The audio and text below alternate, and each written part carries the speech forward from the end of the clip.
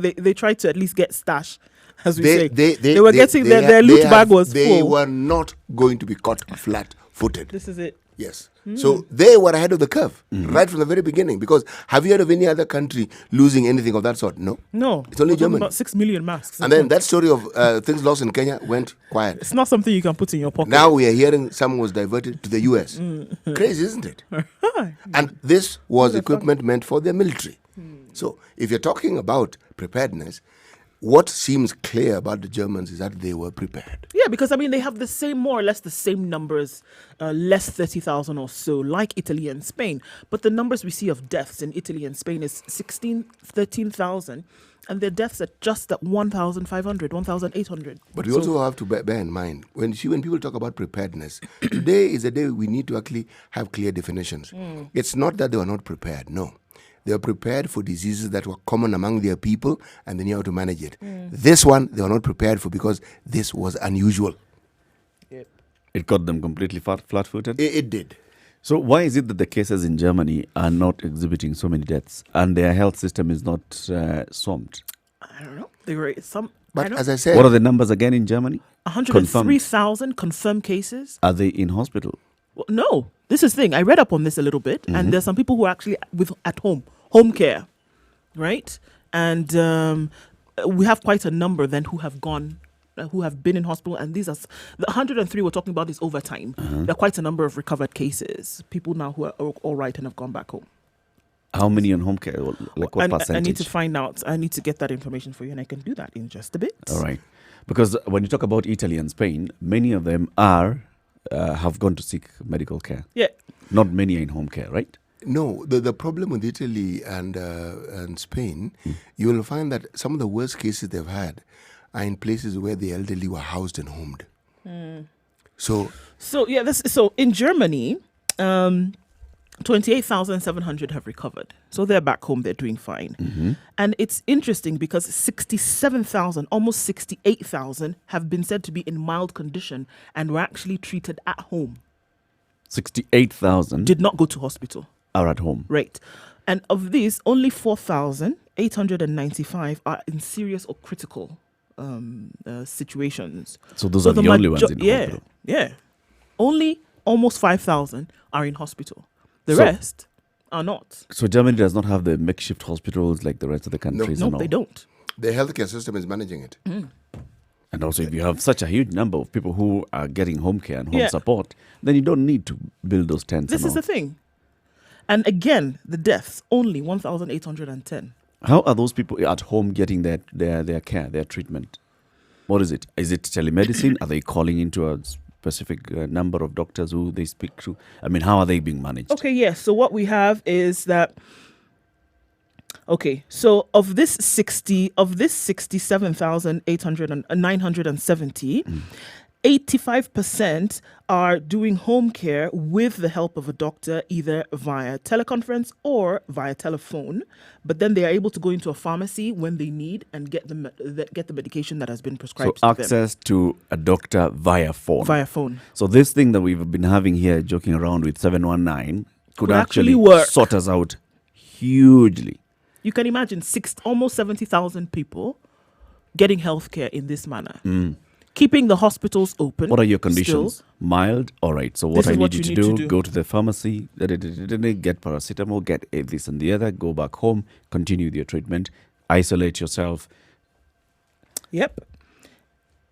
And we don't need to go into hospitals because I think no, we don't. We are the way we are heading ourselves is we are heading to a point where we don't have hospitals that are ready, and we don't have a call center that is as vibrant as it should be. And of the cases which had an outcome, this is huge numbers here, 94% have been discharged, sent home. They're getting it right. Yes. It's something they're doing that's right. But ask yourself a simple question. If we break it down, let's break it down. Does Kenya have facilities for isolation? Yes, they do. Are these places well manned, as in, do they have the facilities to keep people isolated? The answer is yes. Can food be provided? The answer, again, is yes. Do we have the manpower to oversee and ensure that these people have the set of regulatory tests that you require, and temperature and what have you? The answer is yes. Isolation As in, of confirmed cases, like in Mbagathi. even whether confirmed or unconfirmed. You see, it starts off with, you've come from abroad, we need to isolate you Or the for 14 quarantine days. facilities. Quarantine, yes, they do. Okay. See, if that facility doesn't exist, then the hospital isolation, the numbers will grow. But we already have this. So where do we drop the ball? The ball is dropped at that position where now we require management and strict adherence to ensuring that whatever we had set forth is actually being followed. That's where the ball is dropped. When you ensure that these things are followed, the likelihood of people getting sick to the point where you need to hospitalize them is minimized completely. Yeah. Because you've weeded them out at an earlier stage. So that ball is dropped, cities. Let's just start from there. So quarantine is not working. Quarantine is a contamination center. That's what it is. It's not a quarantine facility. You've basically taken people and put them in a contamination center and say, throw a ball up. If you catch it, you're positive. If you don't catch it, you're negative. And if you don't catch it, you're negative. You still there. Stay there. Throw the ball up again. You know what makes Let's this see if you thing catch it. really, really worrisome is when you look at the reports coming out of the West about these test kits. There are people who are claiming that many of these test kits have an issue of, should we say, reliability. Yeah. Some are arguing that it is up to 30%, some 50%, some have even argued up to 80%. Now, this isn't a good scenario. Nope. Fortunately. Because you don't know whether the positive is a positive, you don't know whether the negative is a negative. Yeah. Not a good thing. Yeah. I think the best thing is assume that you have it. Take that view. Yes. Take the view that you have it. Now, if you exhibit the symptoms, assume that it's positive. Then start Take the requisite actions. Yes. The next steps. And I'm thinking that the route of Germany, we are a country that has a huge penetration of mobile phones. We are a country that knows how to call centers. We know that. People call Safaricom's 100 all the time. When betting companies were up and thriving, people were calling those companies every day. Sasa, nilikuwa nimeweka pesa. Unaweza nirudishia. People were calling at all hours of the day. Yes. So people know how to do these things. If we had a vibrant call center, we'd have sorted this thing by a huge percentage. Because then you'd have a way in which you call a call center, train people, pick up, and they give you like the triage. What's your name? Where are you? How do you feel? If they feel that this needs to be escalated, you take it now to a doctor. And the doctor is sitting there and thinking, all right, so these are the symptoms you're exhibiting. This is how I can manage it from wherever you are. But now we are talking about Mutahi Kagwe 2 weeks ago telling us, let's start thinking of secondary schools where we can take people as isolation facilities. Up to now, we have not seen any county governor saying this secondary school has been set aside with this bed capacity and the linen is ready. We don't have that. We're only seeing, cases of governors saying, our people need to eat, our people need to eat. Anyway, the numbers, COVID-19, we'll keep talking about that throughout this show. Let's get to today's proverb, CT. Today's proverb, my dear and wonderful friend, is this. However long the night, the dawn will break. This is a saying that if you look at its origins, it is an African proverb, and for obvious reasons. Very, very many communities on this continent have similar sayings. And the meaning also is not difficult to figure out. This too shall pass. Yes, it shall pass. It doesn't matter how dire it is. It doesn't matter how dark it is. It doesn't matter how dreary it is. It doesn't matter what it is.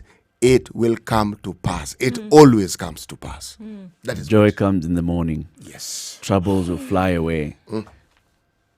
Play that song by Kirk Franklin. I played. Okay. I'm playing it in my head right now. Yes. Oh, you want me to sing it? Yes.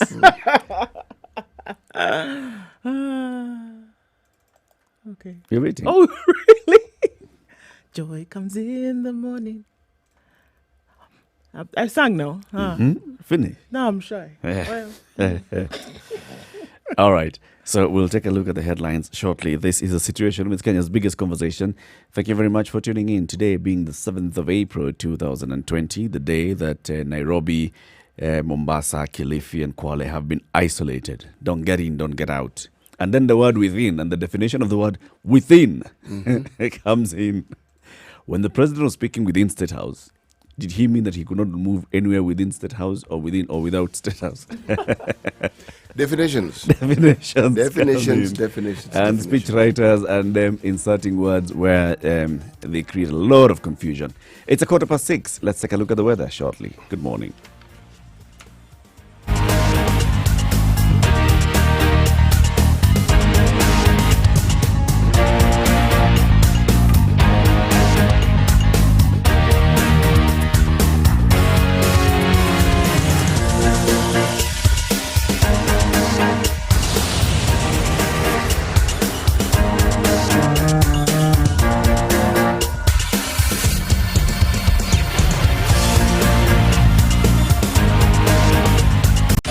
...24/7, around the world, non-stop. This is Spice FM.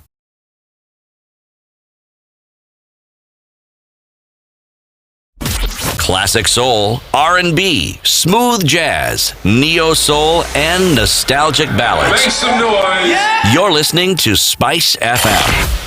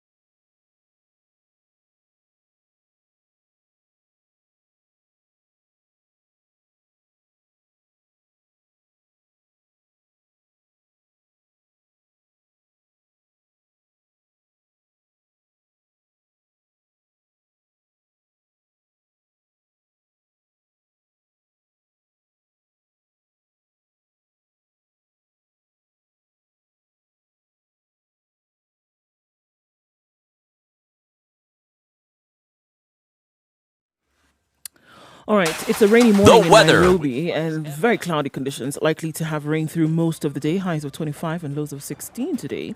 In Nakuru, partly cloudy conditions at 15 currently, and there will be rains in the afternoon, most parts of the early morning as well, highs of 27 and lows of 14.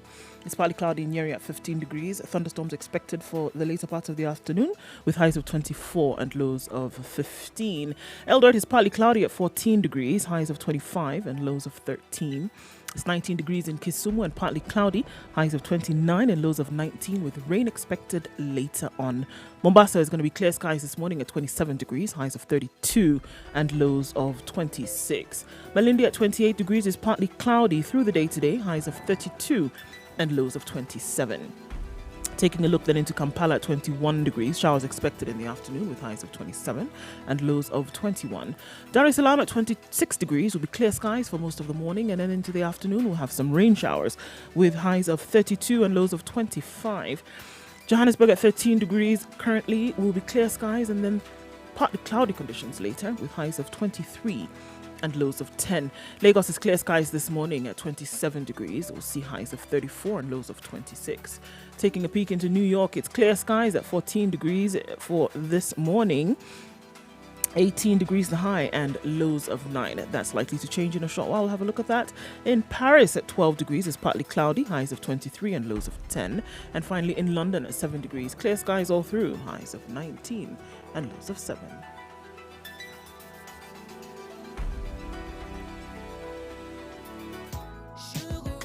Spice and everything nice, everything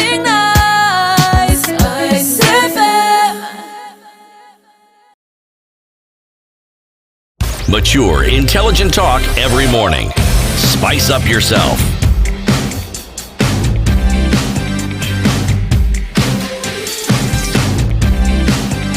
Mornings done right.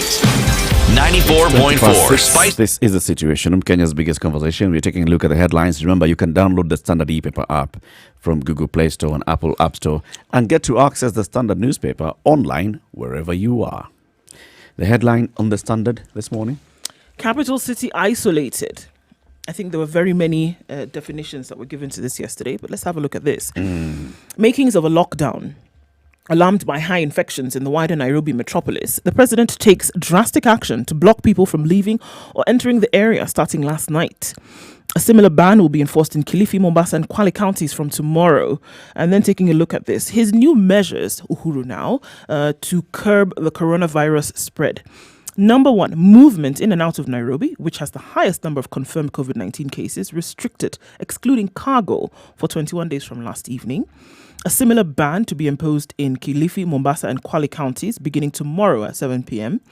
All Kenyans should wear masks while in public spaces, Kenyans, as part of a new measure to stop the spread of the coronavirus disease. And Uhuru orders that 2 billion shillings in corruption proceeds be spent on the vulnerable, especially the needy in urban areas. 10 billion shillings set aside for the elderly, orphans and other vulnerable members of society through cash transfers.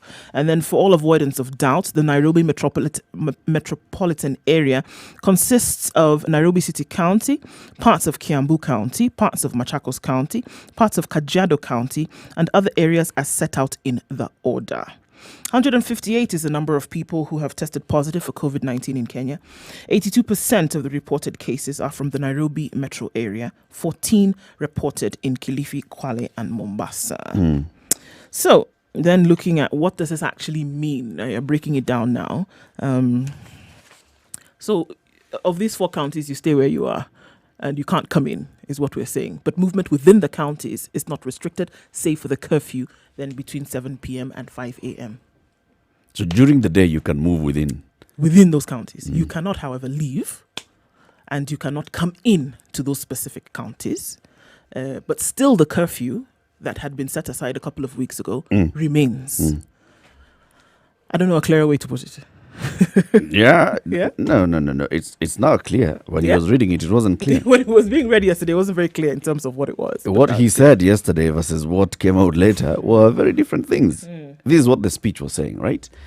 There shall be cessation of all movement by road, rail or air in and out of Nairobi metropolitan area and Kilifi, Kwale and Mombasa. Point number 1. Point number 2. Cessation of movement within Nairobi metropolitan area shall be for an initial containment period of 21 days. I think the question now is to define what within means. Yes. Yeah. Cessation of movement within Nairobi metropolitan area shall be for an initial containment period of 21 days, starting from last night at 7 p.m. And then point number 3, the movement within the Nairobi metropolitan area and the counties of Kilifi, Kwale and Mombasa shall continue subject to the nationwide curfew. So those two, basically, they're within there and they're within here. Yeah. Meant 2 different things. Yeah, Right. and they were contradicting. It's like when you say cessation of movement within Nairobi shall be in force for 21 days, and the movement within Nairobi shall be in force subject to. Speechwriter. Joked here. Speechwriter dropped the ball. Speechwriter. Trying to use heavy words. Cessation of movement within. Just say movement in Nairobi banned. Yes. We have banned transport movement into or out of Nairobi. Number Very easy 1. to understand. Very If you are easy. in Nairobi, you are allowed to move within Nairobi Between the hours between of the 7 hours a.m. of 5 a.m. 5 a.m. and 7 and p.m. 7 p.m. Again, very easy to understand. After between 7 p.m. and 5 a.m., the curfew still applies. This curfew still applies across the country. Basic rules of communication, really. We were You up want early. to ensure that it's simple, easy to understand. Now then you're communicating, because if you understood, somebody can respond. Now, the communication produced further communication, which confused the situation even further. Further. Yes, which tells you that the initial attempt at communication was confused. Yeah. It should have been very clear. Don't stop bringing throwing in words just because you want it to be, legal jargon. Cessation of movement, cessation of hostilities. So anyway, people were going home yesterday, and they realized that they're no longer in the Nairobi metropolitan area. So, people who live in Moa Hills, including one Mike Mbuvi-Sonko. Cannot come to Nairobi. If Mike Mbuvi-Sonko was in, let's say he's essential services. Okay. So let's assume he wasn't essential services as a governor. And he wanted to come back to Nairobi. There are very many people who work in Nairobi and they live in Moa Hills. Very many people who work in Nairobi and they live past Kamulu. And those ones were trying to go home last night. Many beyond Isinya, right? There are many people who work in Nairobi and they live beyond Maimahio. They live in Muranga. They live in Thika. Yes. They live in Naivasha. So you can't come to work. That's it. No, you can't even go home. You can't go home. So you were at work when the president was announcing this shortly before 4 p.m. So you're not going home last night? Yeah. You basically found yourself. Make it simpler. You're not leaving Nairobi. For the next 21 days at least. So.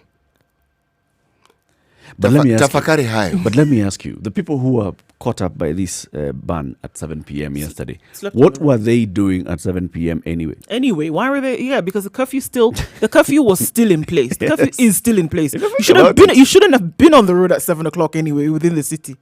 You shouldn't have been. It was about curfew now. Because the curfew is countrywide, n'est-ce pas? Yep. So you shouldn't actually have been on the road. So the issue of leaving Nairobi didn't even arise. It shouldn't have come into place. The curfew was, let's talk about the curfew. By 7 p.m., you should have been not at home. Been wherever outside. you were in the country, you shouldn't have been out. This is the thing. This is something they will have to respond to, won't they? Because we can say that actually, I think about it. I saw the pictures and we saw the news and etc. And I thought, how could they be so mean? Why can't they just let people go home? Because they actually, But then I realized, hold on a minute, the curfew was still in place. You shouldn't have been out anyway. And it's not Nairobi; it was around the country, so you shouldn't actually have been outside. So in this case, we can't really blame the forces, can we? No, we can't. Yeah. Basically, what they were saying is by 7. When you break down some of these things, it becomes very, very clear. There's this generalization of complaints and blame that we're accustomed to. Yeah. If you just pause and do what we're just doing and you break it down. And you break it down. Hold on. A moment. No. Yeah. No. Shouldn't have been there anyway. So a bunch of rule breakers as it is. Great. Yeah. Okay. When we're on auto, you blame very fast. Immediately. Police, terrible people. Why can't they let them go? Pause and say, wait. And then, like the gentleman who said, my house is just there. I can leave my car and actually walk, and I would be home. Oga Police said, sorry, you're not going anywhere. And I felt bad. Then I realized, hold on, you shouldn't have been out anyway. Why are you here? Well. Okay. Other headlines. Uhuru unlocks 7 billion shillings to boost the war on COVID-19. So he's unlocking from where? Already, the money that was supposed to have been paid to people who are owed by the government, the Auditor General has said, the Control of Budget has said, was it the Auditor? No, the Control of Budget has said, wait, freeze. And now, 7.3 billion has been unlocked for the COVID-19 emergency fund as Kenya reloads its ammunition in the fight against the pandemic. Besides directing the reallocation of funds for domestic and international travel, the president also directed the Treasury to utilize some 2 billion shillings recovered from proceeds of corruption in the fight against the disease that has already killed 6 Kenyans. I direct the National Treasury to do that and the other. He says the money recovered from the corrupt would be used to support the poor and jobless in urban slums. What was this? This cash has just been sitting there floating, waiting for... Remember the time we were discussing some of the... even when we had the CEO of the Anti-Corruption Commission, and told us that they may not talk about it, but there are monies that they have actually returned and that actually exist. So now we are actually seeing evidence of the same. We are hearing of it. Okay. On paper, there is money. We are seeing evidence of the same in the sense that it's being spoken of. Yeah. Prior to this, the president or the presidency has never spoken of this, have they? No. So now that story of we didn't have money, that one is no longer there. We do have money. There's money. On paper, we have money. I'm waiting to see this 2 billion where it's coming from. Actually, maybe it's not where it's coming from. I want to see what they say is going to be done and to see it done. That usually is the litmus test. Yeah. Because I have this feeling that, yes, it's on paper. We have some 2 billion here. We have some 7 billion there. We have some 10 billion. That's Only going 7 to billion? We are going to have... Yeah. No, this is what he has unlocked right now. Right now, Okay? he's just unlocked. That's what he has unlocked. 7. We don't know what could happen later. It's not 21. No, not right now. It's not 21. It could come out to be 21 when we open our eyes just a Only little bit 7. wider. It's only Only 7 billion. Ooh, all right. Deputy Governor to remain in custody. Kilifi Deputy Governor Gideon Saburi will remain in police custody until Thursday, after Mombasa court will rule on whether to allow an application by the prosecution to have him detained at Manyani prison in Taita Taveta for 14 days. The Director of Public Prosecutions had made an application to have Saburi in isolation at the maximum security prison in order to enable police complete investigations. Through his prosecutor, Edgar Mulamula and Anthony Musyoka, the DPP said investigations are yet to be completed since witnesses from where Mr. Saburi attended a burial and also visited social places had not recorded their statements. He told Mombasa resident magistrate Rita Amwai that Saburi had signed a guarantee at the airport to self-quarantine upon arrival into the country, but the prosecution is yet to get the documents. I'm sensing some telling game you, here. some paper It's is lost somewhere. Look, this man was in hospital for how long? 14 days. And by the time he was going there, the DCI had already started. People have not recorded statements. People who were at the funeral. These are jokes. By the way, we are being played here. We are being played. You know those games that We are keep being saying played are always again. being played. It's like they never stop. Yeah, come on. What do you mean you have not completed? People have not recorded statements. Sometimes. Let's do the traffic city. And then we come into that one. 28 minutes to 7 o'clock. Good morning.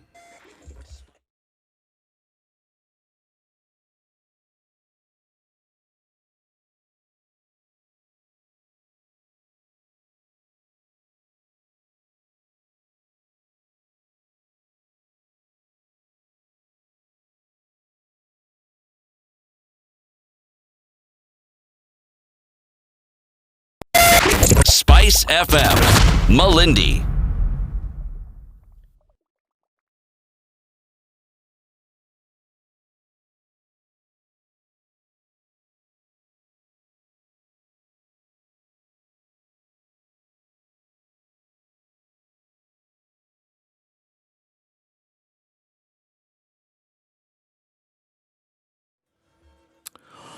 All right.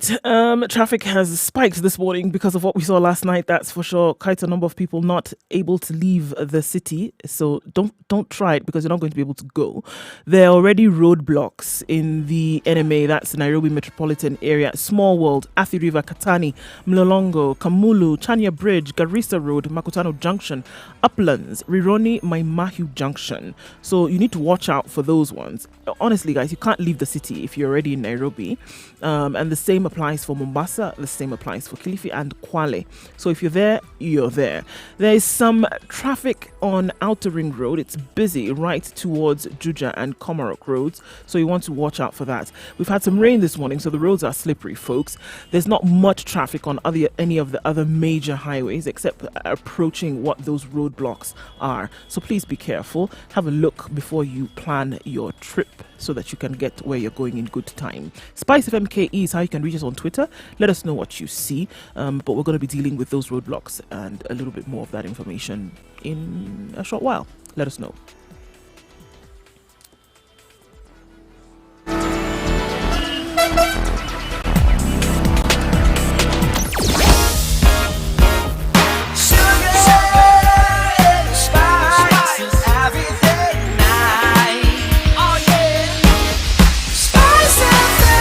Spice up your life.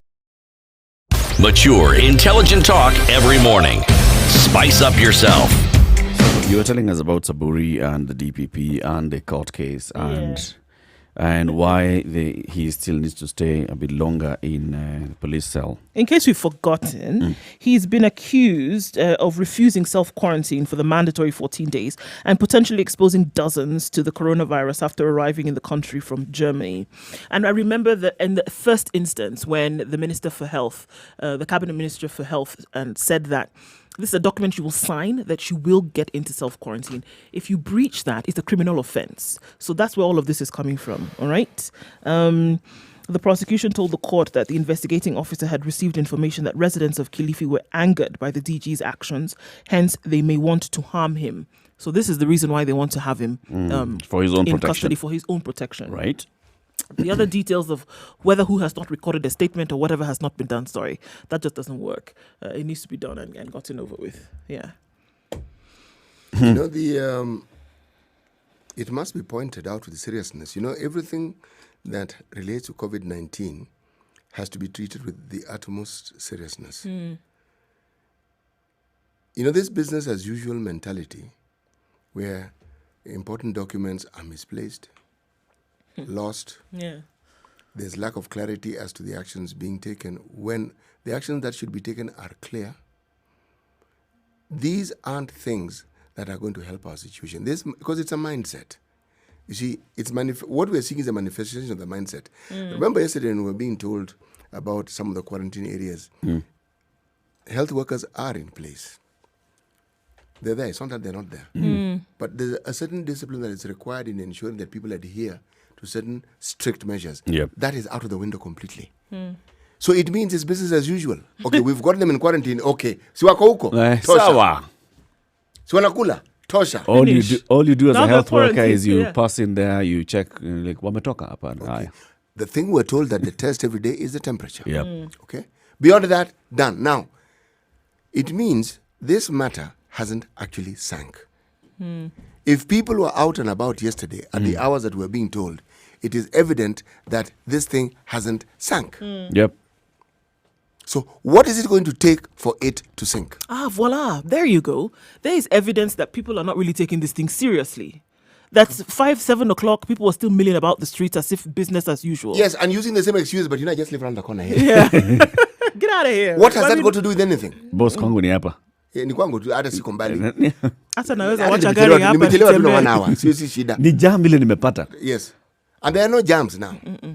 They're saying they found traffic because everybody was trying to rush to get out of town. Why were people trying to rush? Because of the why were you rushing? You shouldn't have been there anyway. Why were people trying to rush? Why were they rushing yesterday? Yani, 6:45 is when you're leaving town and you want to go to Mlolongo. No, seriously, is it going to work? City, why are you annoyed? I am annoyed because if you think about it, there is a childlike mindset that our citizens seem to have. It is like they want to show that they can defy the government. They're playing with their lives. They're playing with the lives of their families. They can't see this. This isn't one of these things where you show the government how tough you are. We are fighting against the virus, not the government. This is the thing. It is the virus that is being fought. That is the enemy here. The government, we call them out because they are supposed to be custodians of our security and safety. So we call them out when they're not doing what they're supposed to do. But this fight is not the argument is not with the government. When they fail to provide certain things that they should, then we point it out. But the issue is with COVID-19.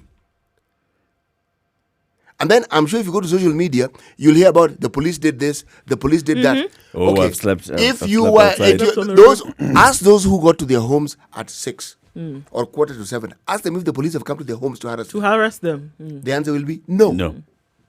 The police have roadblocks on the road, so you were on the road. So you were at actually that on time. the road at that time. It's not There's that no they took roadblock you at from your your house front and then brought you to the road. Be kind sitting.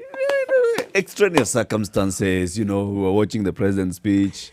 If So someone we got is caught in a up. matatu, knowing how matatus work or buses, I would even understand. They need to fill the matatu. They need to do whatever. These people are in personal. These are personal vehicles. It's you who decides what time you're leaving. In personal. Yes. And then they have a personal attitude, which is wrong. Let's spend actually the next 7 o'clock and looking at why is it that people got caught up? Who got caught up in this? And why did they get caught up? Other headlines. Do you know the Houses of Parliament, the National Assembly and the Senate was scheduled to meet to discuss the raft of measures that the President announced, tax measures that need to be approved by Parliament for them to be effected. The Houses were supposed to meet. Now, because of these new measures announced by the President yesterday, the two speakers have cancelled those sessions. They're saying, as you're aware, His Excellency the President has informed the nation that in order to further contain and limit the spread of COVID-19 to other parts of the country, the National Security Council has sanctioned and caused the issuance of various measures, In the circumstances, it has become necessary to inform that it will be impossible to hold the sittings as scheduled. This is the communication sent to the MPs. They were told that the leaders of the two houses were consulting and they'd soon provide a way forward on how business currently before Parliament would be transacted remotely. The Tax Laws Amendment Bill, which the National Assembly was set to discuss tomorrow, contains measures to address the taxation regime. One of the legislative measures MPs was set to consider during a special sitting on Wednesday next week. Up to now, the National Assembly and the Parliamentary Service Commission and the one that manages the whole Parliament and its business had not thought of how they can do these meetings remotely. This is the time they've said, okay, now let's stop. Let's figure this thing out. How are we going to do it? They had. So why not just say? That's a con. Why not just say, all right, so the meeting is not going to happen. This is Wednesday. So in fact, they should not have had those meetings in assembly in the first place. In the first place.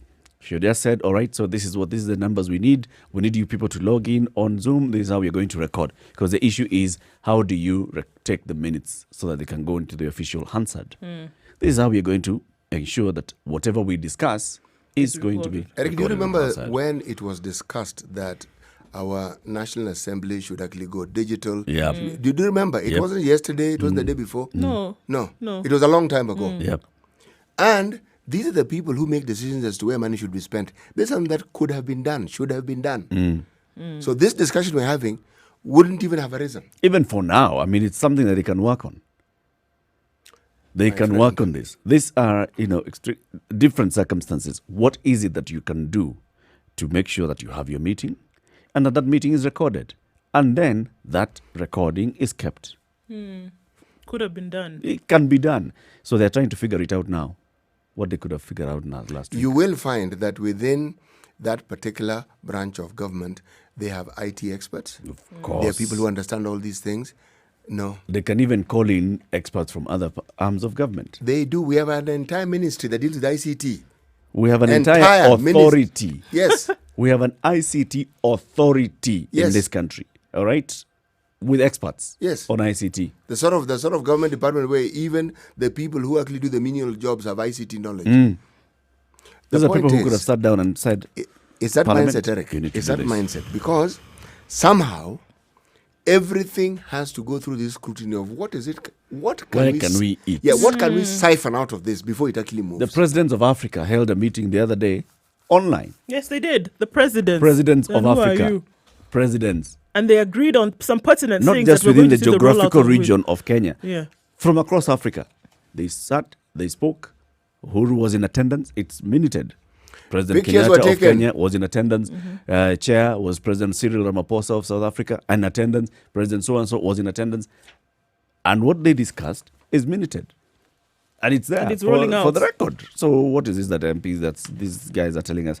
This Kuzembea. When you see Kuzembe, you know what Kuzembe is? No, please help me. CT, please tell her what Kuzembe. Uzembe. Okay. I'm thinking of a polite way of putting it, but it is a lethargy that is born out of stupidity. That's the nice way. Laziness. That's the nice way. I shudder to think at what the terrible could be. It's Kuzembe. When Magufuli was telling people to go to work, stop this corona nonsense, they don't watch any Uzembe. Go to work. Oh, got Chapa it. kazi. Chapa kazi. Corona. Did you even see the not Rift Valley, the regional commissioner for Dar es Salaam? He said, Corona iko kwako. Wewe corona iko kwako. Wewe corona iko kwako. Na chapa kazi. Do you mean? What do you mean, corona? Yeah. Well, interestingly enough, Google data shows more Kenyans are staying at home. No, you were saying corona iko kwako. Apparently not. Survey reveals fewer people are going to offices or recreational centers as coronavirus directives take root. According to our friends at Google, the survey tracks movement trends during a certain period of time across different spaces, such as retail spaces, recreational centers, groceries and pharmacies, parks, transit stations, workplaces, and residential areas. According to Google Maps, the study aims to provide insight into what has changed after policies aimed at combating COVID-19 were adopted. So more people staying home. 39% is the drop in the number of people who have visited public transport, for example. Location accuracy and understanding of categorized places varies from region to region. It's not recommended to use the data to compare changes between countries or between regions with different characteristics, for instance, rural versus urban areas. However, you find that more people are staying home. Now, unfortunately, with this staying home, it brings in issues that the UN Secretary General, Monsieur Guterres, has brought in. The fact that with more people staying home, the threat to women and girls in terms of domestic violence has increased significantly. And we're seeing more reports of women being physically, sexually, mentally, emotionally abused. And whereas women and girls would run away from home or try to be away from home as much as possible and run to school for solace or to work for solace, now they have to be at home. And this is not just in Africa, this is around the world. Global. And we've seen an increase, interestingly, by almost 37% then of cases. And we highlighted this a little bit yesterday, where even Chief Justice Maraga has said where this even is the here, same. prisons and police officers already. are talking about the increase in this. And more reports that are coming to here, even local police stations, are that the crimes that are being reported are those of gender-based violence. So women and girls in this space where ordinarily they would have run away from, and children. And children, yeah. So the frustrations of being in one Captive space victims. come through. Yes, absolutely.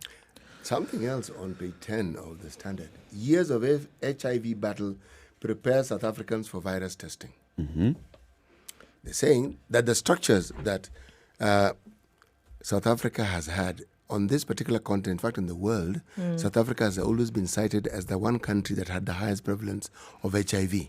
Now, 25% of the population in South Africa live in the, should we say, call them settlements, the low-income settlements. Now, many people who actually were HIV positive also tend to come from these very populous areas. Now, but because of the structures and because of the testing mechanisms that they had, the South African government is using that same structure to actually now test for COVID-19. So it's saying that this likely gives them a huge advantage. Once again, in this very studio, we have said this, that the structures for dealing with the pandemic exist in the country.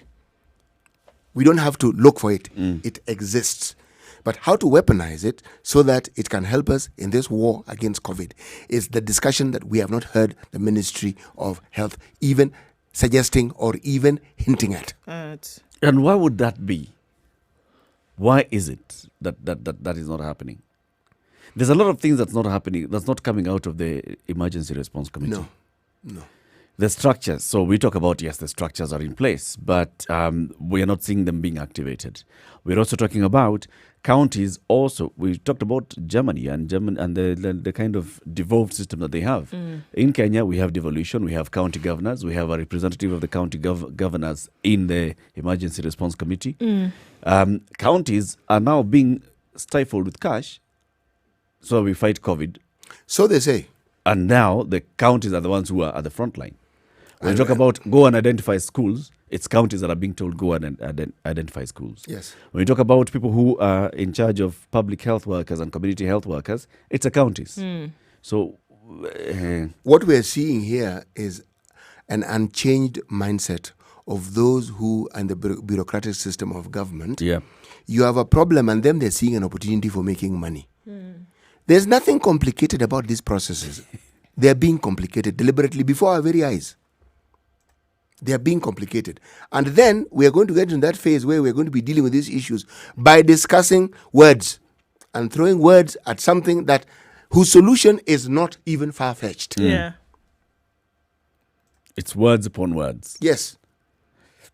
These are words without meaning. How on earth do you explain a situation where you have facilities for quarantine? You do. KMTC have a facility for everything you're talking about. They have. They have. It's available. They have. You know, yesterday we were talking about the floods. Huh? There is a unit within the agricultural department or ministry called Agricultural Mechanized Services, MES. One of the things that these people do, and they've done for the longest time, they have built roads, they have built dams, they have equipment. I'm just explaining to you. That's why they're called mechanized. They're mechanized because the government gives them this equipment. They have built dikes they have built. These are people because they employ agricultural engineers. So this is something that they do and have done for the longest time. They were district based, and if you went to their centers, you would actually find all these earth movers sitting there. Things are there. Some of them may have died because of disuse, but that's government. Now we are talking about some 600 million. It's a colossal sum of money. It's a colossal sum of money. Now I'm bringing that thought back to now what we call the Ministry of Health. The Ministry of Health has had structures for the longest time. KMTC is under their docket. It trains health personnel, but it has accommodation for personnel. Now, are you telling me that this body of people who've been trained, remember, in such dire circumstances, you don't need to have qualified. If you're a fourth and third year, you will know what to do. Yep. You will know what to because do. look, but if we give it You've been trained certain things. There you go. If you look at what is happening in New York, for example, the mayor of New York plus the governor have said, you know what? 4th year, 5th year med students, thank you very much. By this time, you're coming in. We're hiring you now. Coming because we need the extra hands. You're not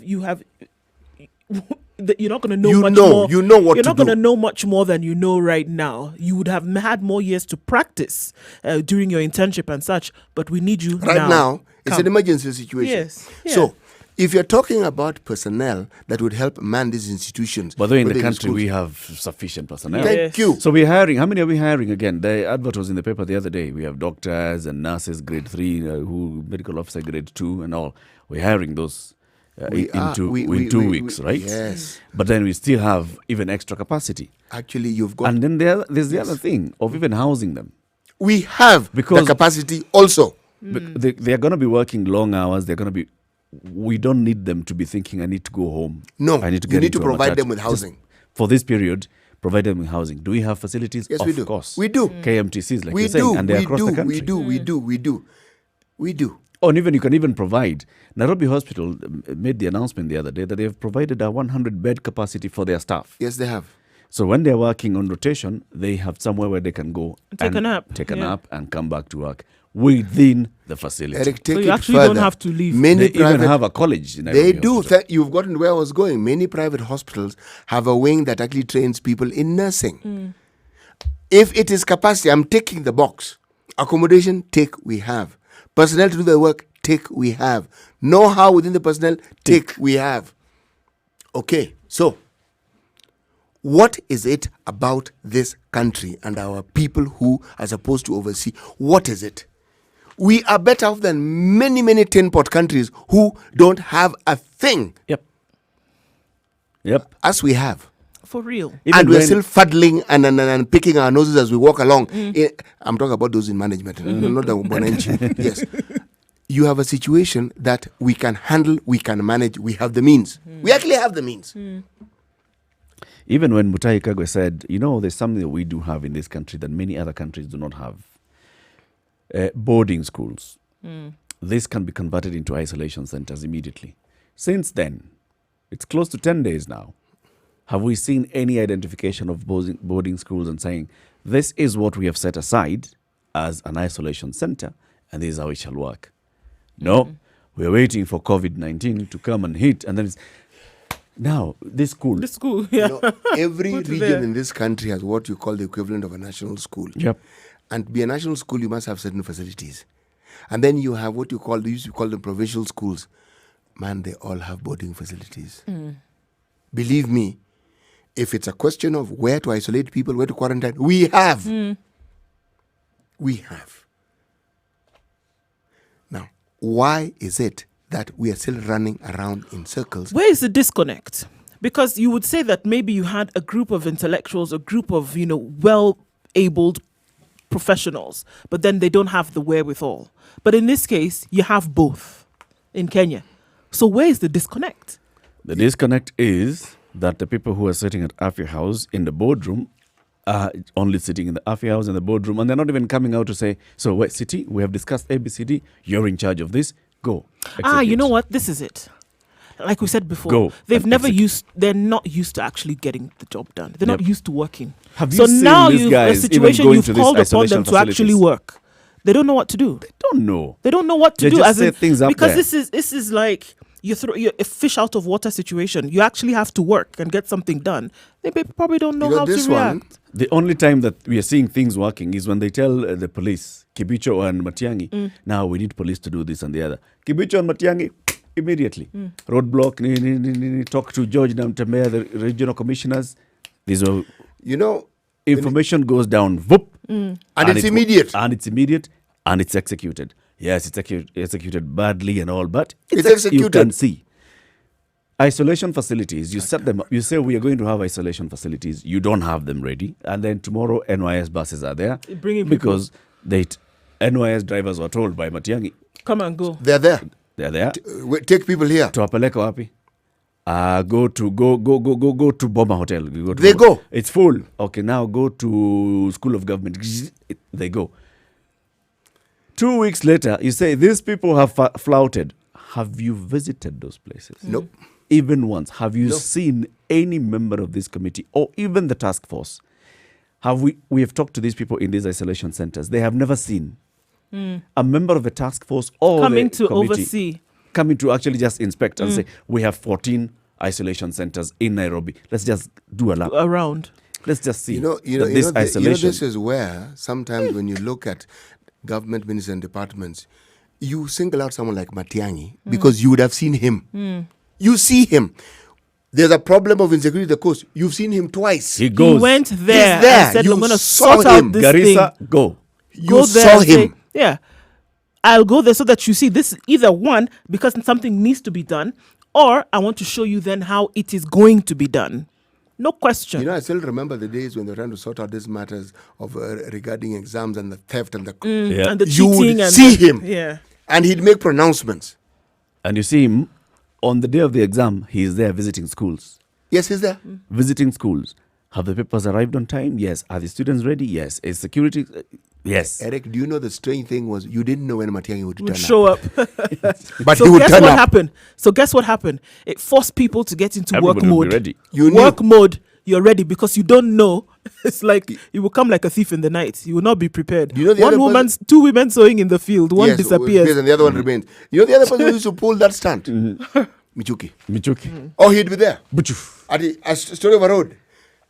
By Turns the time the up. contractor comes at 10 o'clock, that guy had been there from 7. He's just waiting for you. And he's also waiting for you with the police lorry where you're being bundled into and you're being told Proper you will be having this discussion administrators. later. Proper administrators. But this one, do we have senior health officials visit this place? If they do, it's quiet and silent, but we haven't heard, have we? They have not visited. They've Let's not. just put it. We have spoken to people in these isolation centers. They've I've not been seen. here for 14 and days. they've been. I have It's not never as if seen- they went and left and came back. They've been there. Even It's if they've quarantine. been, so if you've been there and you've not even seen the people in quarantine, So you And actually then it can't starts speak telling us authoritatively they about the went- place that they're in. Who are you going to go and give a report to, and what are you going to say? they if you've went never they been went there? partying. Where? It's like Because trying a to. report was given to you. Yeah. Where? These are jokers. City Muga, we're coming to the top of the hour. You'll give us today's proverb. And then, after that, as we go into the top of the hour, I'll also tell you how you can get the standard delivered right to your doorstep. However long the night, the dawn will break. However long the night, the dawn will break. Yes. Okay. That's a very clear and straightforward one. If you want the standard delivered anywhere within Nairobi metropolitan region, now that you cannot leave Nairobi, call Anthony Mutunga 0702-905-941. That's 0702-905-941. In Mount Kenya region and the coast, if you are beyond Blue Post, you're in Mount Kenya region, please call Benson Getao 0702-905-780. And if you're in Rift Valley and Nyanza region, 0776-756-107. That's 0776-756-107. Rift Valley and Nyanza region. We'll make sure that the standard newspaper is dropped right where you are. Just call those numbers and the gentleman will organize that the national newspaper, the standard, which is bold and factual, is delivered to you. Good morning. It's now 7 o'clock. This is a Situation Room. It's Kenya's biggest conversation.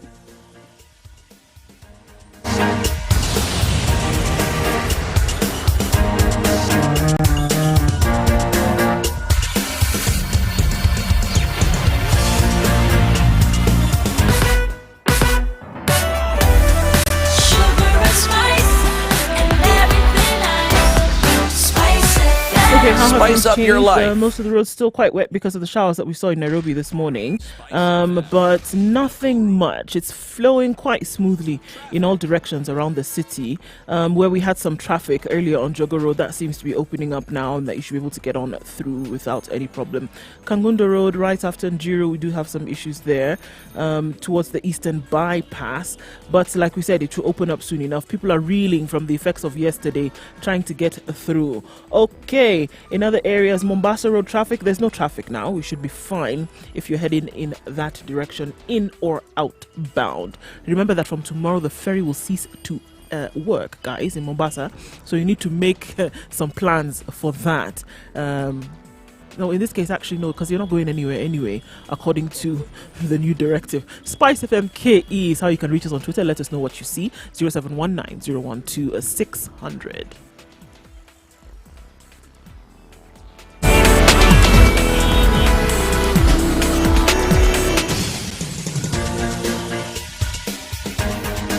This is The Situation Room, the home of hard-hitting political commentary and penetrating insights about the state of the nation. This is a talk radio experience like no other. The Situation Room, a place for hard truths, debates, and elevated conversations. The Situation Room, witty, political, engaging, deep, controversial. In the room, we have C.T. Muga, researcher, academic, seasoned political observer, a fountain of wisdom in these politically uncertain times. Ndu Oko, Nigerian by birth, Kenyan by choice, communications expert, Pan-Africanist, a truth seeker and believer in people power, and Eric Latin, agent provocateur, the man in the chair, seasoned journalist, news hound, a man who believes in punching up, not down.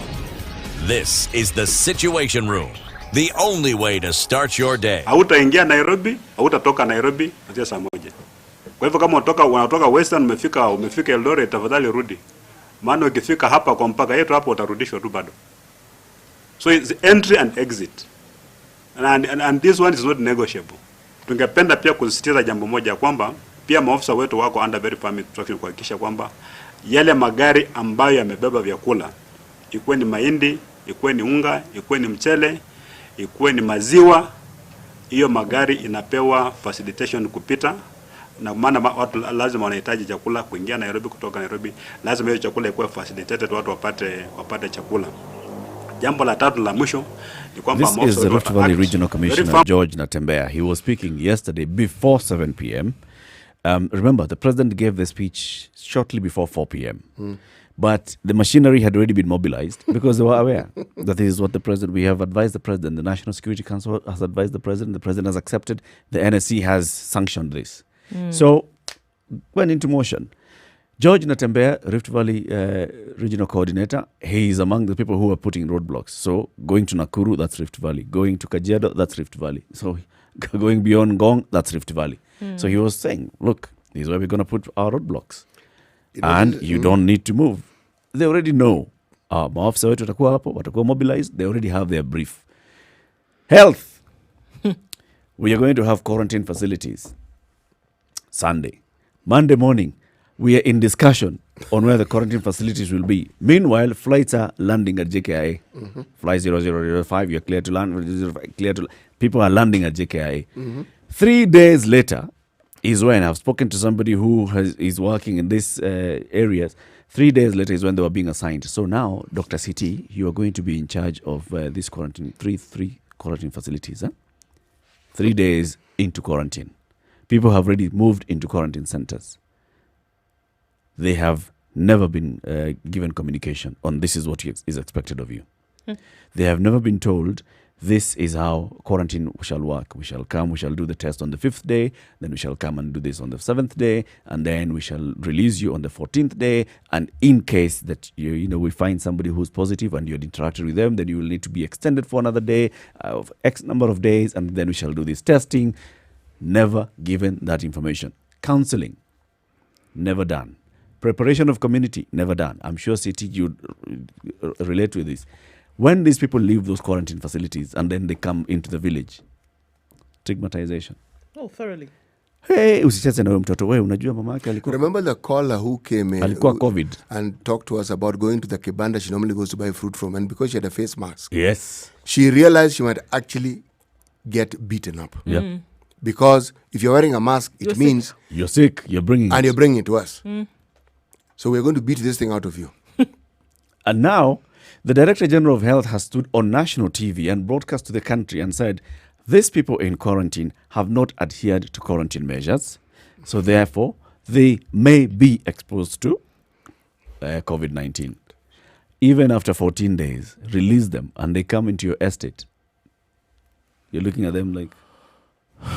If you doubted that there was confusion in the Ministry of Health, if you doubted, simply sit back and observe and listen to everything that you're being told. This is a situation that the ministry could have had in hand easily. Mutahi Kagwe needs to be very careful about what he reads. He needs to question the people, the things that he's told, because he's given, the speeches are written for him. He needs to ask for evidence before he actually, because when he says it, it will be taken that the Minister of Health has said them. Yes, not even Minister, correct. Mutahi Kagwe said. Yeah. He needs to be careful. Some of these things that he may be told, may be written, may not be what it is. This will be a setup. And he'll be set up. And this man is shining too much. Yes. Let's bring him down, a peg or two. He needs to be careful. He needs to be wary. Everything he is told, that ministry was rotten before he got there. And the rot didn't go away. Yep. He needs to be very, very, very, very careful about what he says. Because under these circumstances, he's going to be held accountable for every word and every syllable he utters. Of course. Unfortunately, what COVID also does is that it now creates a situation whereby the rot at Afia House could be perpetuated even further. Unfortunately, that's what it does. And he's in a position to either steer it out or, unfortunately, make it even go a lot deeper by the fact that somebody with misinformation will essentially sabotage the seat that he currently holds.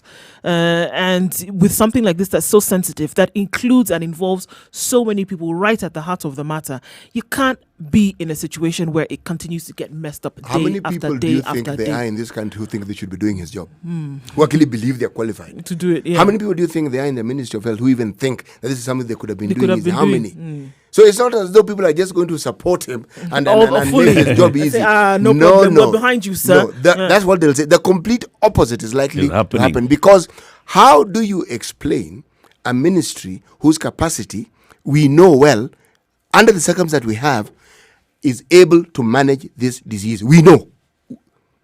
Not what we are waiting for, what we have. And yet, if I may use a Kenyan word, it's shambolic. It's shambolic, almost shambolic, I beg. Omo shambolic. Look, Yes. How? you think about it and you actually become quite weak, because the one agency, the one government arm that you should be able to lean on, literally lean on, when you're not well. Is there any county in this country that doesn't have a KMTC? No, there isn't. Not that I think of. Precisely. So There it isn't. means There isn't. every county in this country has Training nurses and Yes. It's training medical Yes. personnel. And by the time COVID struck, there were people who were about to graduate. There were those people before them. And start from second year onwards, those people can be used to manage this thing. So you have them in-house.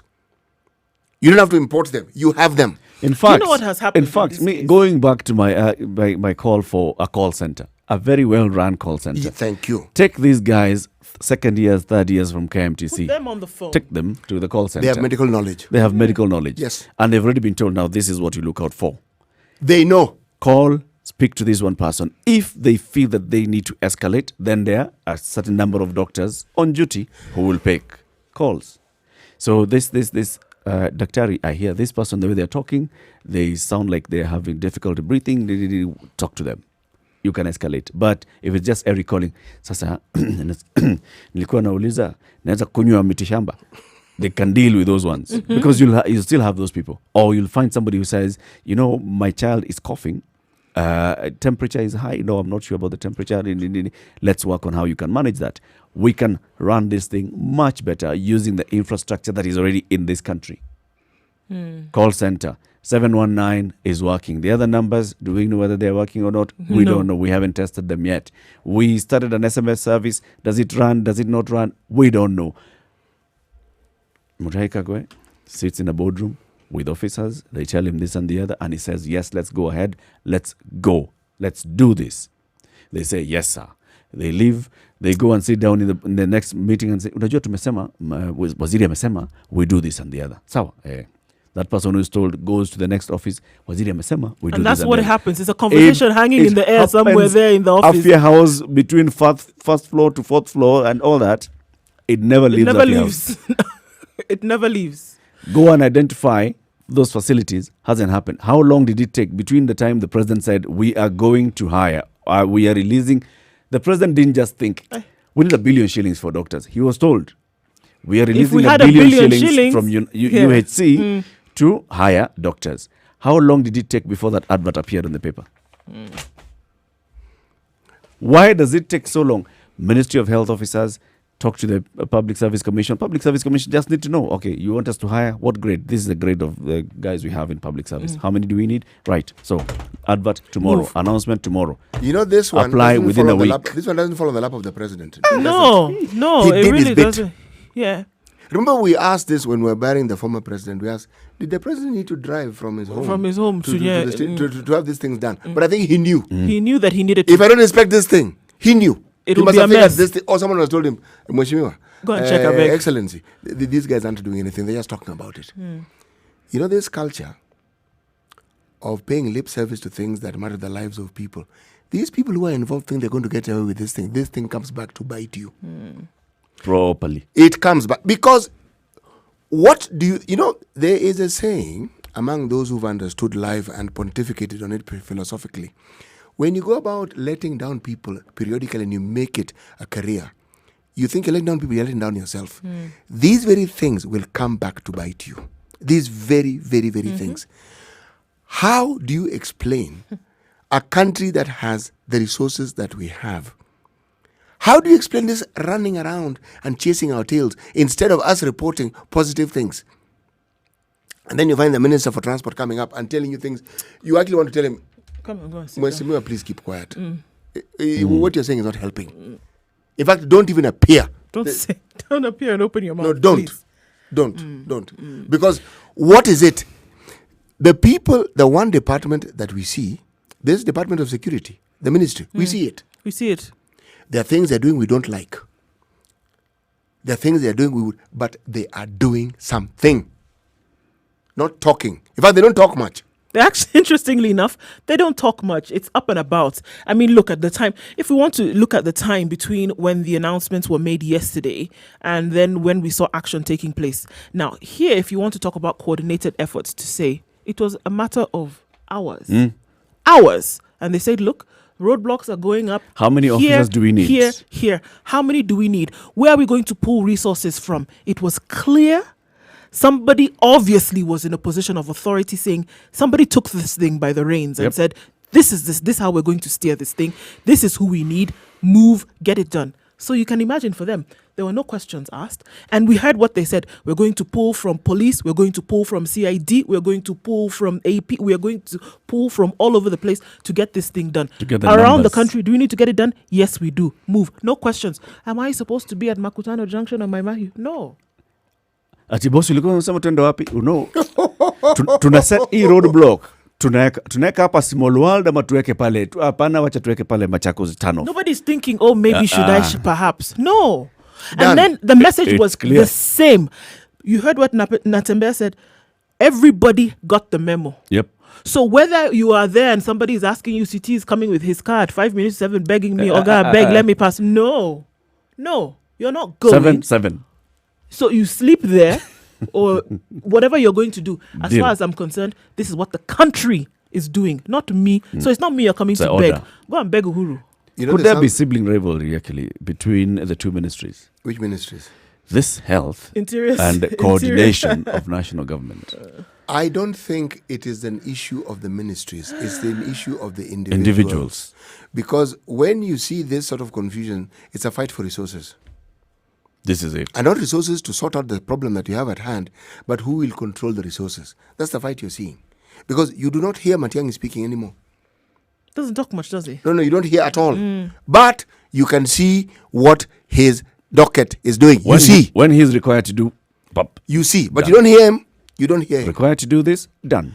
Let us repeat this But Amutai Kagwe, be careful. You are going to be set up by these people of yours. Be very, very careful. You'll be blamed for things you don't even know about.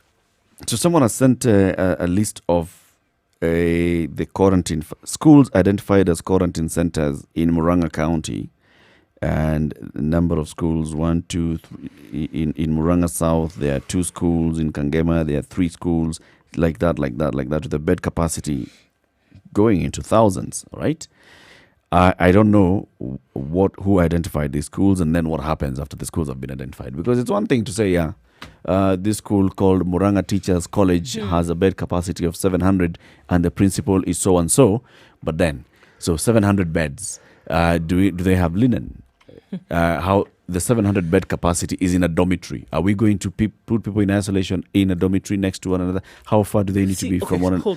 What else do you need? Eric, you see now, you've read that, and already your critical mind is starting to tell you, even if we just have an isolation facility, we have a quarantine facility, you already know that there are certain things that are needed to get this place running. For it to work. For it to work. Yep. You just know basic. We need certain things to happen. And because we're dealing with the highest levels of hygiene, for example, you know that we need regular changing of linen. You know that there's certain things we need for sanitization. You know this. Right? Can you imagine me knowing? So that means the guys. So you can who are imagine dealing with those whose business this is. They're vested in this business. They know. So it's not a matter of they are not aware. They are, if anybody, they are more aware than anybody else. So unfortunately, we're going to have to peg this then to just reluctance to get your job done. That's it. And you can't have that kind of reluctance when you have something that is going to kill people if you don't do something about it. That's how serious. If that's what it takes for us to say, that's what it's going to do. Your job is going to cause the loss of life. Or rather, that you not doing your job is going to cause the loss of life. That's it. Any simple person knows that certain things I need to get it done. So you say, okay, we're taking a trip from point A to point B, and they say, this is the vehicle that's going to take us there. You just get into the vehicle, you're not checking whether the engine is running, you're not checking whether the key can open, you're not checking anything. Then you just go, you start Something going. happens. Then you realize, oh, okay, I need fuel. Oh, okay, it's about to, come on, man, what are we talking about? Had you not fueled this car? Do consider the information we got remember the confusion at Kenya School of Government, at the very beginning. Clearly, some negotiation may have taken place. You see, we assume it didn't. It may have. But you see, if you look at the wartime situation that we're in and you were negotiating, first of all, those places would have been shut down. When you bring in people under quarantine, you've given them work. You know their basic costs. Basic costs. You know what it costs to pay the workers, even at reduced cost. Meaning, it's a situation where you can negotiate throughout. If they don't have laundry services, there are people who have laundry services even en masse. The government has the capacity to negotiate all these things. As government. All these things and say, this is what it costs you. We charge this. We will not charge. That's our contribution. We'll do this. There's a lot that can be done to make sure that those who hold the facilities feel, okay, we're not running at a loss. Our people are still being employed. We're still engaging. So this economy we keep talking of keeps moving. Keeps running. But you know what our people do? If it costs $30 per room, the guy wants another 30. What is the hotel guy going to do? He's going to charge 60. He'll charge 60, yes, and he'll give the 30 to the fellow. Yes. He's not going to go at a loss. 18 minutes after 7. Let's take a look at the weather and then the conversation continues. You can join the conversation 0719 012 600.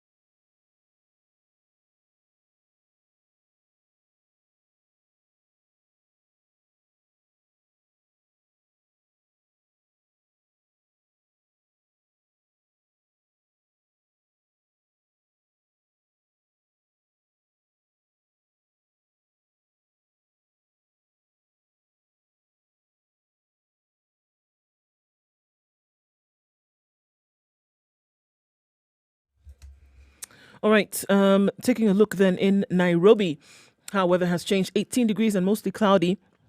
Showers are likely to continue for most of the day, highs of 25 and lows of 16. In Nakuru at 16 degrees, still partly cloudy. Showers expected with highs of 27 and lows of 14. It's 16 degrees and partly cloudy in Nyeri. Thunderstorms are forecasted for the afternoon with highs of 24 and lows of 15. It's clear skies in Eldoret at 14 degrees. Partly cloudy conditions to follow with highs of 25 and lows of 13. It's partly cloudy in Kisumu at 21 degrees. Showers expected in the afternoon with highs of 29 and lows of 20.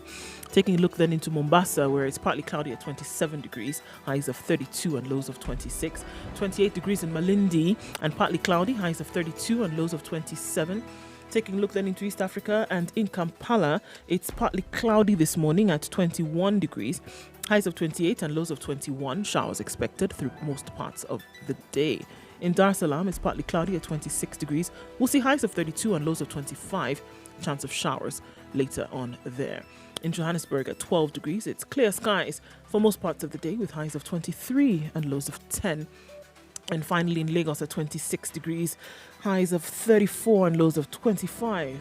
Clear skies.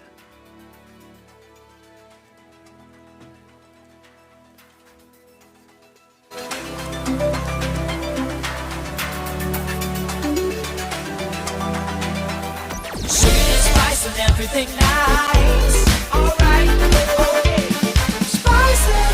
Spice up your life. Mature, intelligent talk every morning. Spice up yourself.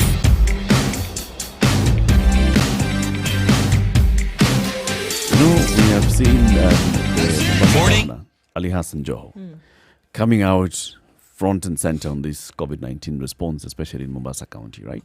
And looking at him and wondering, okay, so where are the other governors? Or even Mohammed Kuti, is he going home to Isiolo to organize these things, or is he just meeting at Afi House in Nairobi and forgetting that he needs to get out of that boardroom and go to Isiolo? We've also seen some video clips of what I think the governor of Mandera has done, set aside some beds and isolation capacity.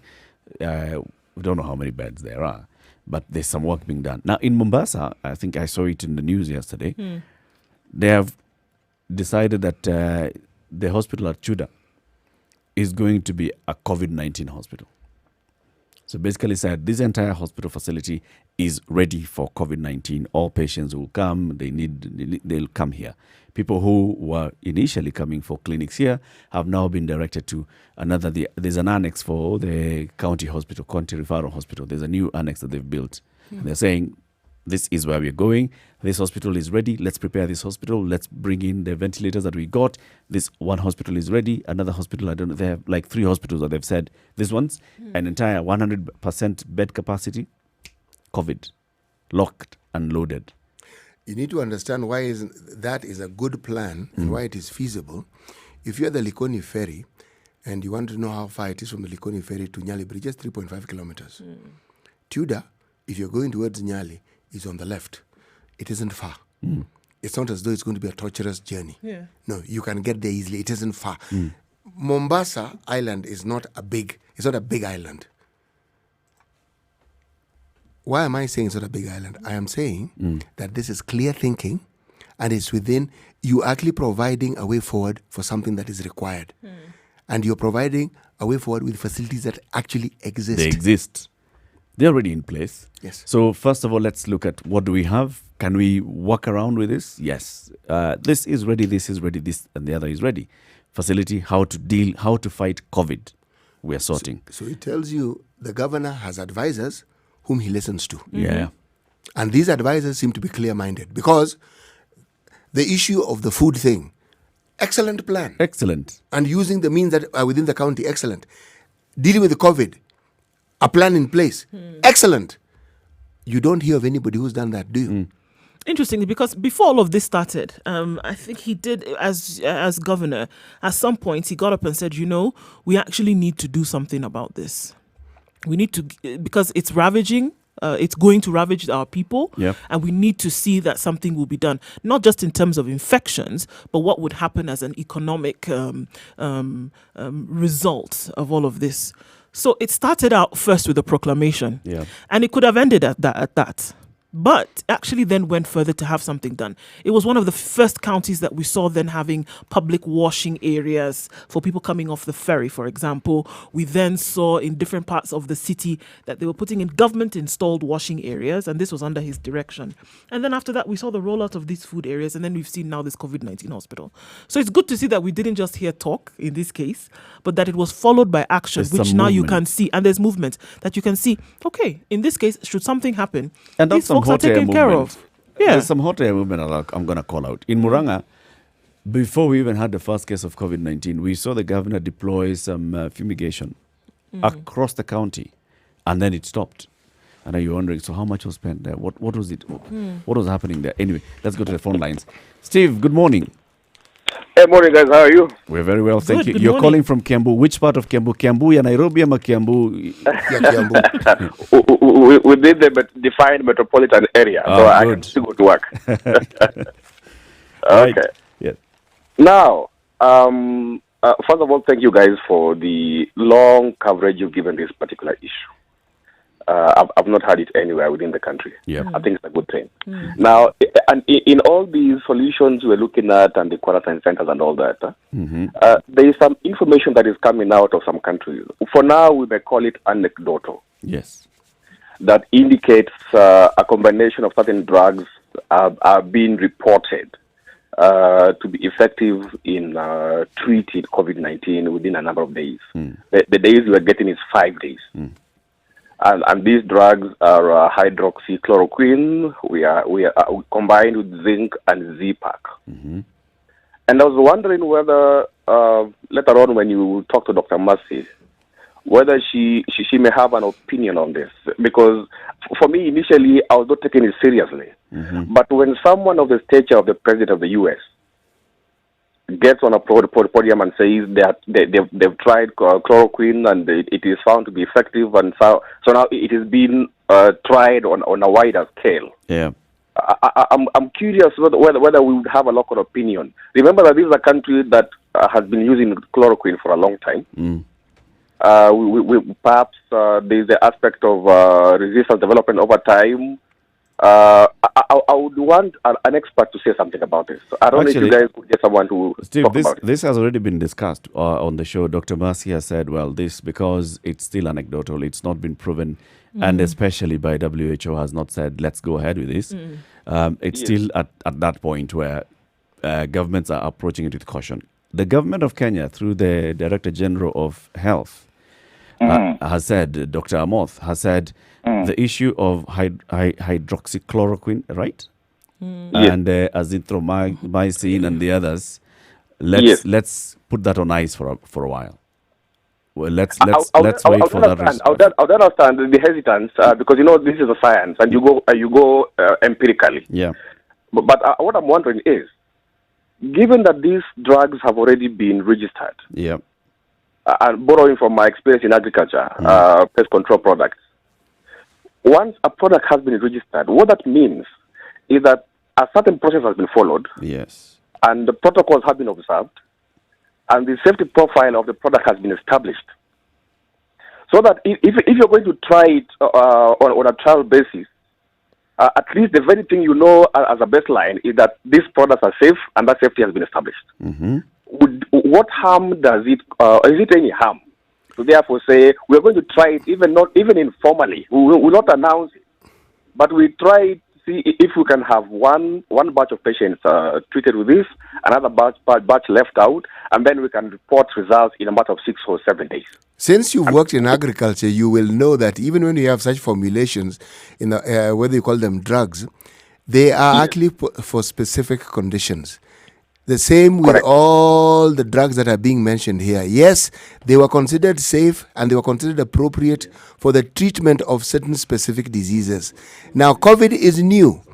Tests that use these very, very drugs are ongoing. And the reason why you hear this cautionary note is because nothing conclusive has actually come out. They are still being tested. They're still being determined to see if they can actually treat or they can prove to be a good bulwark against COVID-19. That has not conclusively been found. And that is why there is this cautionary note. Yeah. Now, let me chime in there because CCT mentioned something important there, that the drugs have been tested for specific conditions. Now, if I was to borrow again from agriculture, you have a product that is trialed over for certain diseases or certain pests, and that is what you find on the label. Now, what happens is, if you have new pests for which that product was not tested, there is what we call temporary label extension. So that we say this was tested on armyworms, but now we have fall armyworms. So you temporarily extend the product to now deal with fall armyworms that was not registered in the first place, and you monitor it. And in many cases, we found some of these products to be effective. We have now, as Kenya, the problem of desert locust. Do you know there was no product in Kenya that was registered for desert locust? But you see, what PCPB did is that it gives temporary label extension to products that were not registered for this, and they have been used to control desert locusts, and some of them have been found to be effective. So if that is the same, I'm wondering whether within medicine there is a provision of temporary registration extension for products to cover ailments that were not considered before, and you monitor the efficacy. Now safety is known. You monitor efficacy over time, and then you see if a long term the same drug can then be re-registered to now cover COVID-19. You know very well that to do that, you would have to do some very serious testing. And there are processes that you follow. And it's not just in a small number of people. It would have to be cross-sectional. It'll have to be multi-site. And over time. Yes. And you know this. Before any of this takes place, even what you're suggesting cannot possibly be registered, because you would be putting people in harm's way if you don't go through these processes. And I think, Steve, the message that has been given, Steve. Let me give you guys some key points here. Do you know which word they use to do the temporary label extensions? Emergency. Right. There is an emergency. So it means... How long does it take before that decision is taken to extend that label? That sometimes can happen within a week or two, as has happened in the case of desert locust control and fall armyworm. It has happened. How often does that take when you're dealing with human beings, Steve? Now, that's what I would like. That's what I wanted to see. If an expert could give now a view on whether that is possible within medicine, so that because a drowning man clutches at a straw. True. So that if people are dying like cockroaches, and there's a drug here that is said could work, I mean, what's the harm in try? I think, Steve, you also know that even internationally, like in the USA, the what's it called, the FDA is still working on this. Other authorities were still working on this, and none of them has said yes, let's go ahead. So of course, they have to be cautious. They're scientists. So it's still globally, it's still under discussion. It's the same, therefore, that is happening in Kenya. The DG for But it was interesting to hear that someone at the level of the US president talk about it. That is what now got me to sit up. Yep, and then you also had the FDA leaders talking about it as well. Anyway, Steve, thank you very much for your conversation. For them, I understand the position, because they have to. You know, as a scientist, you cannot say something that is not a statement of science. Exactly. So you have to be cautious. Asante. So I understand their position. Thank you, Steve. Julius in Nyeri, good morning. Eric, good morning. How are you doing? I'm fine, thank you. And you? Thank you guys for the nice job you've been doing. Asante sana pia. Now, especially on COVID-19. Now, my question is, the very crucial discussions you've been holding on, especially on the COVID-19, do you ever have a mechanism of getting the message to the powers that be, to the people responsible, so that some action can be taken? More especially the crisis in the quarantine location. Yes, indeed we do, Julius. What we do is number one, we call them to respond to this. And also, secondly, we put them in touch with the people who have reached out to us with complaints. Oh, that's a good job. Now, the other suggestion I may make now is, do you have a way of limiting the callings to a maximum of, say, 3 minutes, so that whoever needs to contribute gets a chance? Yes, we do. Thank you so much and have a good day. Asante sana, Julius. Situation Room is Kenya's biggest conversation. 25 minutes to 8. Let's take a look at traffic and then we come back and continue. Would you like to join the conversation? Please do. 0719-012-600. That's 0719-012-600. And Spice FM KE on Facebook, Twitter, YouTube, Instagram. We're live streaming on those platforms. We're also live streaming on www.spicefm.co.ke. In the next hour, we'll also be talking to... We'll open up the phone line so we can hear where the people who are stuck somewhere, they did not end up going home after 7 p.m. yesterday because they live beyond the region that is considered the Nairobi metropolitan region. Call us in and let's hear where you are and what you were doing outside at 7 p.m. despite the curfew being in place for more than a week. Also, we'll be reaching out to other people who have information to share with us regarding COVID-19 from Kenya and across the world. Good morning.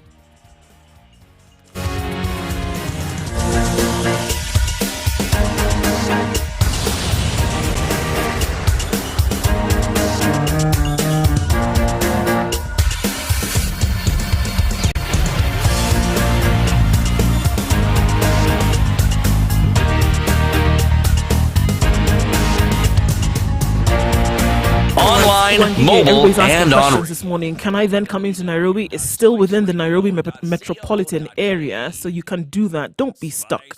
But remember that the curfew still stays on, and by 7 o'clock you should be at home.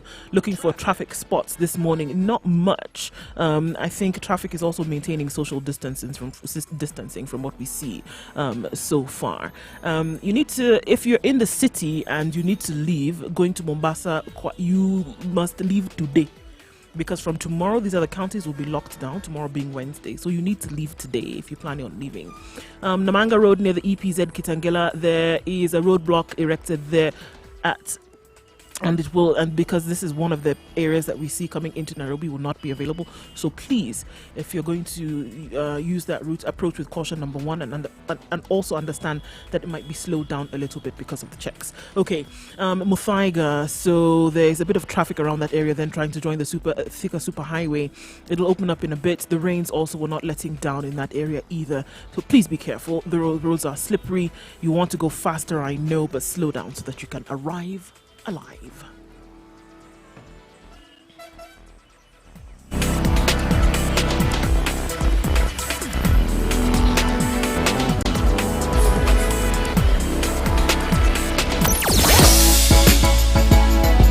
Sugar and spice and everything nice. Spice FM. Spice up your life. Mature, intelligent talk every morning.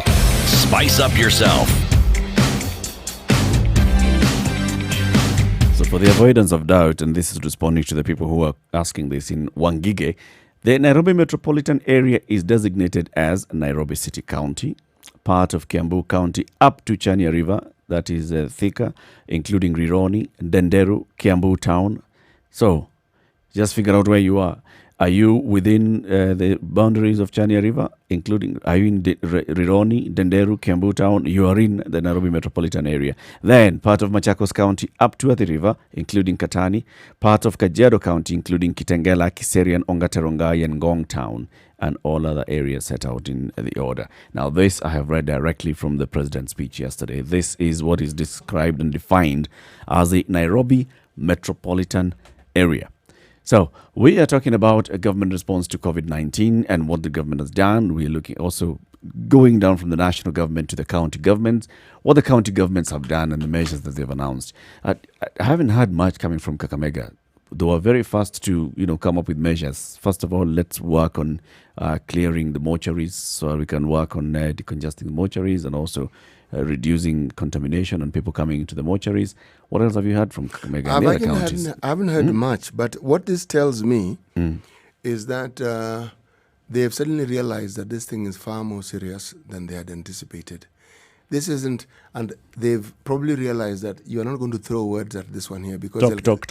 No, it'll come back bouncing at you. Yep. So this silence is the silence of people who are planning, so that when they speak, and if they are questioned, they will have something to sort of like... It can be concrete. Yes, something that can support what they've been saying. Because if you think about it, right around the country, do you hear of governors speaking?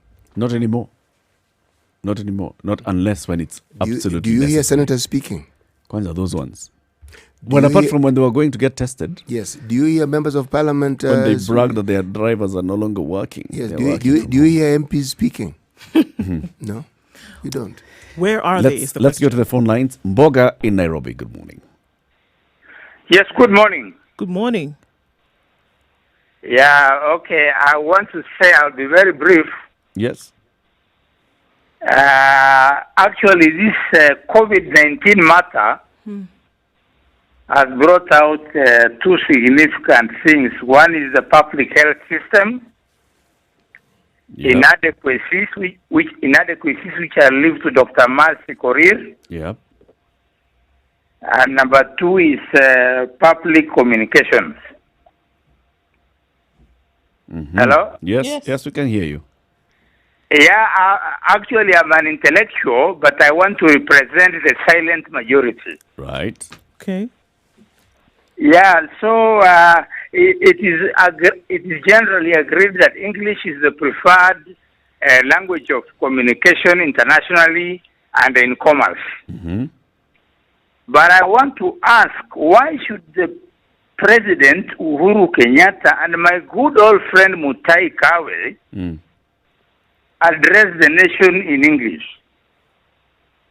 This is ridiculous because our national and official language is Kiswahili. One of them, yes. Yeah. So they should be speaking to us in Kiswahili. In Kiswahili. Ama namna gani Eric Latif? Hapa ni kweli kabisa. Nimesikia Mutahi Kagwe akimaliza speech yake ya Kizungu. That is even more ridiculous. He switches to ad-libbing in Kiswahili. He should give the main speech in Kiswahili. Yeah. Yeah, because the same should even happen on national days like Jamhuri Day. Anyway, the thing is, you see, they should talk in a language which is spoken and understood by the vast majority of Kenyans. For some of us who have traveled to countries like Egypt, like Ethiopia, like Japan, like Israel, like China, like even next door in Tanzania, leaders, and especially political leaders, religious leaders, they are addressing people in their national language. Indeed, it's true. You have a very good point, Boga. Very good point. This point should go right to State House, to our good friend Kanze Dena, to my old friend David Mugonyi, who is at the DP. The DP also has a problem in his weekend political rallies. He says points in Kiswahili, then he's emphasizing in English. It is very ridiculous. And actually, I want to finish up by saying that to make matters worse, the president and CAS Mwangangi are striving to address the nation in Queen's English. Point noted, Boga. Thank you very much. Kennedy in Mombasa, good morning. Morning to you. How are you doing? How is Muga? I am very well, thank you. And how are you? I'm okay. Now, I should just go straight to the point, huh? Yes. The president had an expansion of Nairobi County, touching all those boundaries above. Why could he also do the same to Mombasa? Because these people who are offering essential services, most of them also come outside Mombasa, in Kilifi County, in Kwale County. So how will they be coming back to work and home? So people crisscrossing the counties? Yeah, people do crisscross the county. Most of them. The city is very much aware. He has been to Mombasa. Yeah. City, yeah. I've actually lived in Mombasa for a very long time. Yeah, so he knows where people live. People live in Mtwapa. And they always work in believe that Mombasa. they are in Mombasa. True. Yeah. People live in Kikambala and they work in Mombasa. Kikambala, they work in Mombasa. People who live in Tiwi and they work in Mombasa. Good matter. points, actually. We will raise this with the government. Because it's like they have done that to Nairobi only, leaving Mombasa alone. We'll raise this with the government, actually. Thank you very much, Kennedy. Yeah. Okay, thank you very much. Going to Nakuru. Karaoke, good morning. Good morning to you. How are Morning, you doing? How are you Karaoke. guys? Yeah. I'm back again. My phone went off yesterday, unfortunately. Pole sana. What I wanted to say yesterday, I'm still at Wakulima Market. My question is, the place that we've been shifted to at Afra Stadium, you know that place? Yes. Most of you, I know you don't know that place. Well, despite the fact that the place is wider, there is only one problem that maybe we are thinking of. Because everybody coming from, I don't know, anywhere around the country is entering that gate, despite the fact that they are washing their hands. But I think the danger room zone. Because the togetherness that we have been, when we are up there at the market, Wakulima Market, is still down there. And on point number 3, I think it is better to have doctors, in fact, testing people before they enter that gate. Because we have so many, in fact. 3,000 people at the same place is not a joke, my friend. Are you maintaining social distancing, or are you able to maintain physical distancing there? And that's where my question is. Despite the fact that the government is insisting on social distancing, if you come when customers are coming in, especially maybe coming to your own kibanda, and they want to buy there around 3 or 4, they just bring their head together, telling you, tell me this, tell me that. Why aren't the traders enforcing social distancing? In fact, even if you try how, I wish you can visit the place one of these days.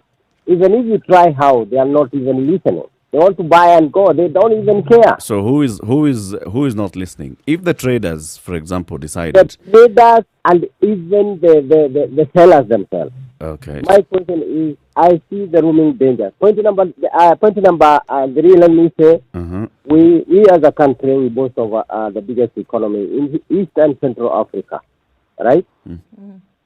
The biggest economy. And the biggest economy in East and Central Africa cannot even be able to feed their own people. Even one county of Nairobi, they cannot even be able.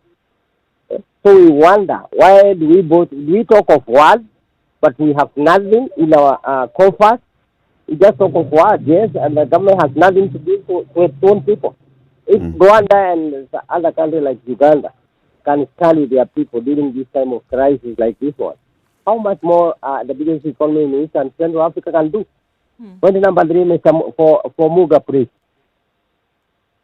City Muga. Yes, my brother. Are you hearing me? I'm listening to you very keenly. If I'm quiet, it's because I'm listening to you.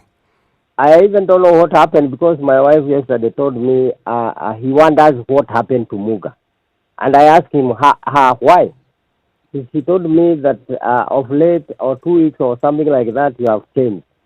And I asked her, why have he changed?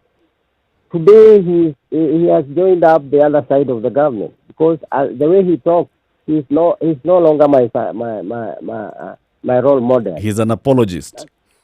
That's what he told me. I asked him why. Yani, I'm a sellout. Ameonwa Nimezungumziwa. Today Muga is siding with the government. And you know, my wife is very has a negative attitude towards the government. Oh. Now she told me Muga has already defected. Karaoke, may I respond? Of course, you can go ahead. You know, the situation that we have right now is not normal or usual. We are in a state of war. And whether we are talking about corrupt government officials or useless politicians or the citizenry who are suffering, the enemy we have is the same. And that enemy is called COVID-19.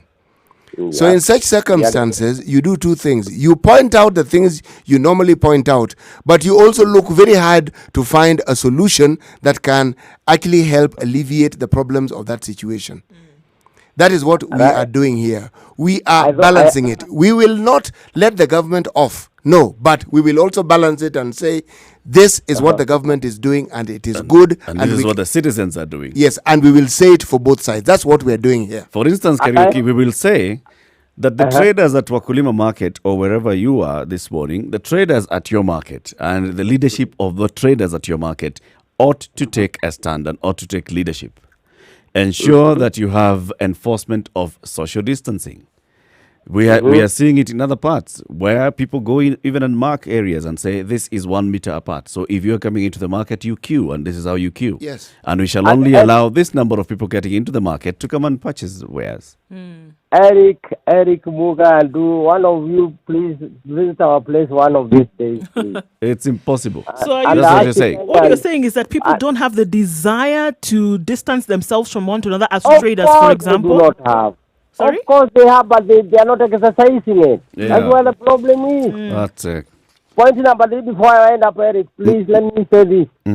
Where are our readers now that we are in a problem? We cannot even hear anybody encouraging us. What do you want to hear from them? MPs, MCA, governors, senators, where are they? What do you want to hear from We them? are Kariuki? alone. Yeah? What do you want to hear from them? Of course, we want to hear the words of encouragement, and especially this time of crisis like this one. The way they used to do these other days when there is no crisis. Where are they today? They are indoors. They cannot bash join one us another. because they are infected. That's what the reason as to why I'm asking this. COVID haina tangatanga ama kieleweke. Na haina BBI. Na haina opposition. Na mbona sisi tunatangamana huko chini tukiuza na tuki This why? is it. Just because, This is it. Now you have seen the point. so we are alone, Kabisa. Kariuki, thank you very much. But actually, what you're saying is true regarding the market. Page 2 of the Standard this morning has a picture of traders selling second-hand clothes outside Afraha Stadium in Nakuru without observing the recommended 1 meter social distance. They are there, they are picking up clothes, they are chaguaring, and they're all together. Thank you. Mutatumiwa natembea, ngoja uone. Sawa. Thank you very much, Kariuki. Have a good day. Thank you very much. Have a good day too. 0719-012-600. So do we need George Natembea or the county government of Nakuru to go and enforce these measures? But this is why I keep telling you guys. Government cannot run away. Yes, people know. Yes, people. But the reason why we pay taxes to a government is so that the government does some of these things. Okay, it's their job. You They know, there's must. something. Enforcement of law and order is not a citizen's role.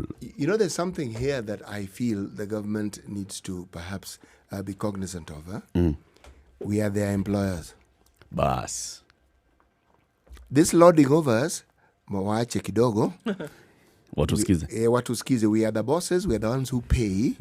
So when we say some of these things, what Kariuki is saying is important. Kariuki is speaking from the heart, and he's saying the things that matter to them. Yep.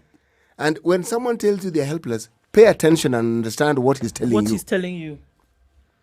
We may think we have a solution, but we're not in Kariuki's shoes. We're not in that Wakulima market. So we really don't know what it is that Kariuki is going through. Yes. At Afraha Stadium. Yes. Raymond is calling in. Good morning, Raymond.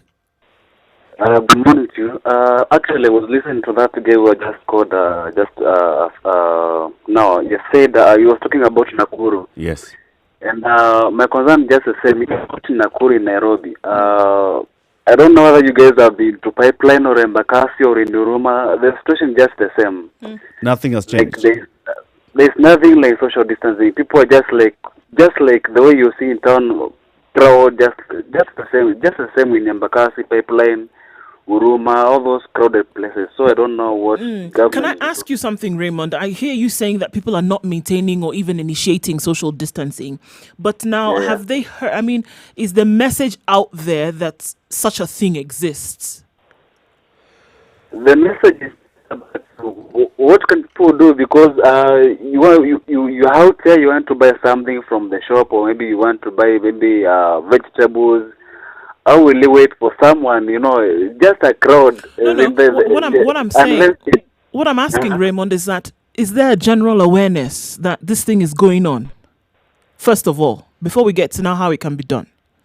Is there general awareness that about COVID, and that one of the ways to, prevent yourself from getting it is staying away, or at least having some distance between yourself and the next person? Do people know this? Yeah, I think they do. But what we are saying essentially is that the need to get or the need to sell overrides the need to maintain social distancing. Then this is where then lockdown comes in. If people are not doing that, they're not doing the social distancing. I think the government needs to do something, especially in Nairobi. It's very critical in Nairobi. Let me ask a question. In an ideal situation, what would you like to see the government do? I think for me, if I was asked, I think Nairobi needs a complete lockdown because there's nothing like social distancing in Nairobi, especially Nairobi. It's not social distancing. Yes. So a proper lockdown. Yeah, complete lockdown. How about using the youth to mobilize this? It may not work for the youth because actually it's the youth who are doing this. So the youth are the ones who are flouting the regulations anyway. Yeah, the youth, because you just find some youths are just seated. Like for example, yesterday was in Embakasi. Just find some youths seated, like 10 of them. They're discussing something. They're just there, like the youth actually. So I don't know if the youth actually they'll be able to organize this. So I think for me, if I was to be asked, I think Nairobi needs a complete lockdown if we are to succeed in this COVID-19 war. Thank you, Raymond. Are you welcome? 0719-012-600. You can also post your questions and comments on Twitter at SpiceFMKE. You can tag us at CTMuga, at Nduoko, at Eric Latif. You can also post your comments and questions on Facebook, SpiceFMKE. Let's go to Kajiado. Duncan, good morning. Good morning, guys. Good morning. Wewe uko inside or outside Nairobi? Mimi niko at the border between Kajiado and Bisil. Okay. Yes. Now Kajiado and Bisil. Yes, Kajiado. As we are in the metropolitan Bado. Okay. Now I had 3 questions. I was watching the BBC today in the morning. Duncan, your line. And, I was watching the BBC today. Please call back, Duncan. I think we have some issues with your line. Oh, okay. Yeah. Steve in Kibra, good morning. Yeah, good morning to you. How are you? Salama kabisa. It's been a moment. Bareko City, Chionade. Achio Maber, how are you doing? I'm fine. Excellent.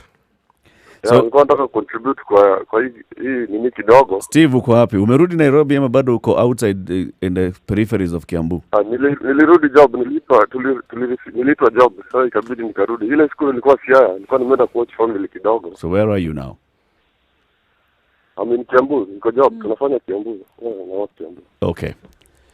Yeah. So there is a certain group wanajiita hand to mouth. We've never addressed them. And I think it is time pia wafundishe watu pia to survive. Unaona, because everybody analia, what will we eat, how will we survive? But you see kuna training hata majeshi huenda, these military guys, CC technicians, ambayo somebody can survive even without eating so much in terms of shida zikitokea, labda umejipata kupelekea kwa forest, in terms of even accidents. We do survive. So the government has not even trained people or even these experts. Hawaja tuambie vile mtu anafaa kusurvive in terms of shida kama sahi. And I want to borrow a certain line from the Bible ambayo inasema do not worry about tomorrow. You see, worry about tomorrow mpaka hata tumejisahau. Ambapo hata tumesema ni kama hatuwezi survive even for the next 21 days even kama lockdown. Niko kama sahi niko na rafiki China na ananiambia wameruhusiwa kutembea, but wananchi hawatembei because even wanaogopa statistics za serikali zinaweza kuwa uongo. But tunaona here in Kenya you're blaming the government, ni kama government inafanya kitu mbaya, na hakuna kitu mzuri kama mtu akiwa na health iko sawa as compared na ukiwa mgonjwa. True. Unaona? Thank you very much, Steve. Nataka kwenda for lockdown. Hata nikikimbia ushago nenda kuangalia familia yangu. Nikaambia panda mboga na ununue mahindi weke hapa. Thank you very much, Steve. Thank you very much, Steve. We're coming up to 8 o'clock. This is The Situation Room. It's Kenya's biggest conversation. Coming out straight after this, we'll hear today's proverb from CT Muga. Good morning.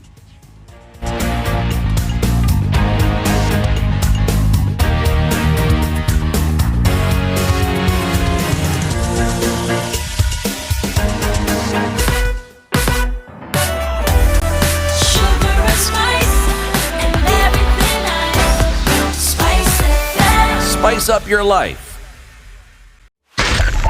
And 102.5 Spice FM.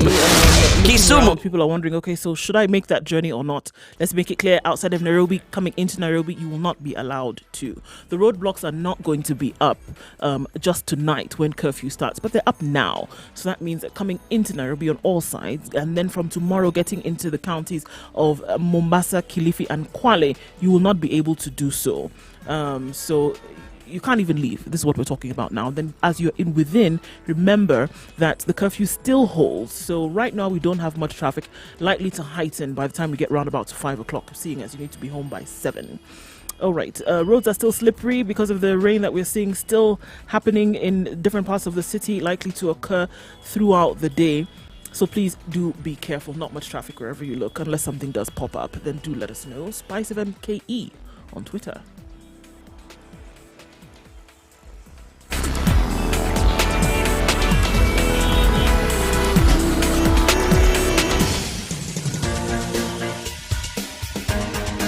This is The Situation Room, the home of hard-hitting political commentary and penetrating insights about the state of the nation. This is a talk radio experience like no other. The Situation Room, a place for hard truths, debates, and elevated conversations. The Situation Room, witty, political, engaging, deep, controversial. In the room, we have C.T. Muga, researcher, academic, seasoned political observer, a fountain of wisdom in these politically uncertain times. Ndu Oko, Nigerian by birth, Kenyan by choice, communications expert, Pan-Africanist, a truth seeker and believer in people power, and Eric Latin, agent provocateur, the man in the chair, seasoned journalist, news hound, a man who believes in punching up. 2.5 minutes after 8 o'clock. Good morning. Thank you very much for tuning in to Spice FM in Nairobi, 94.4, in Mombasa, 87.9, 102.5 Kisumu,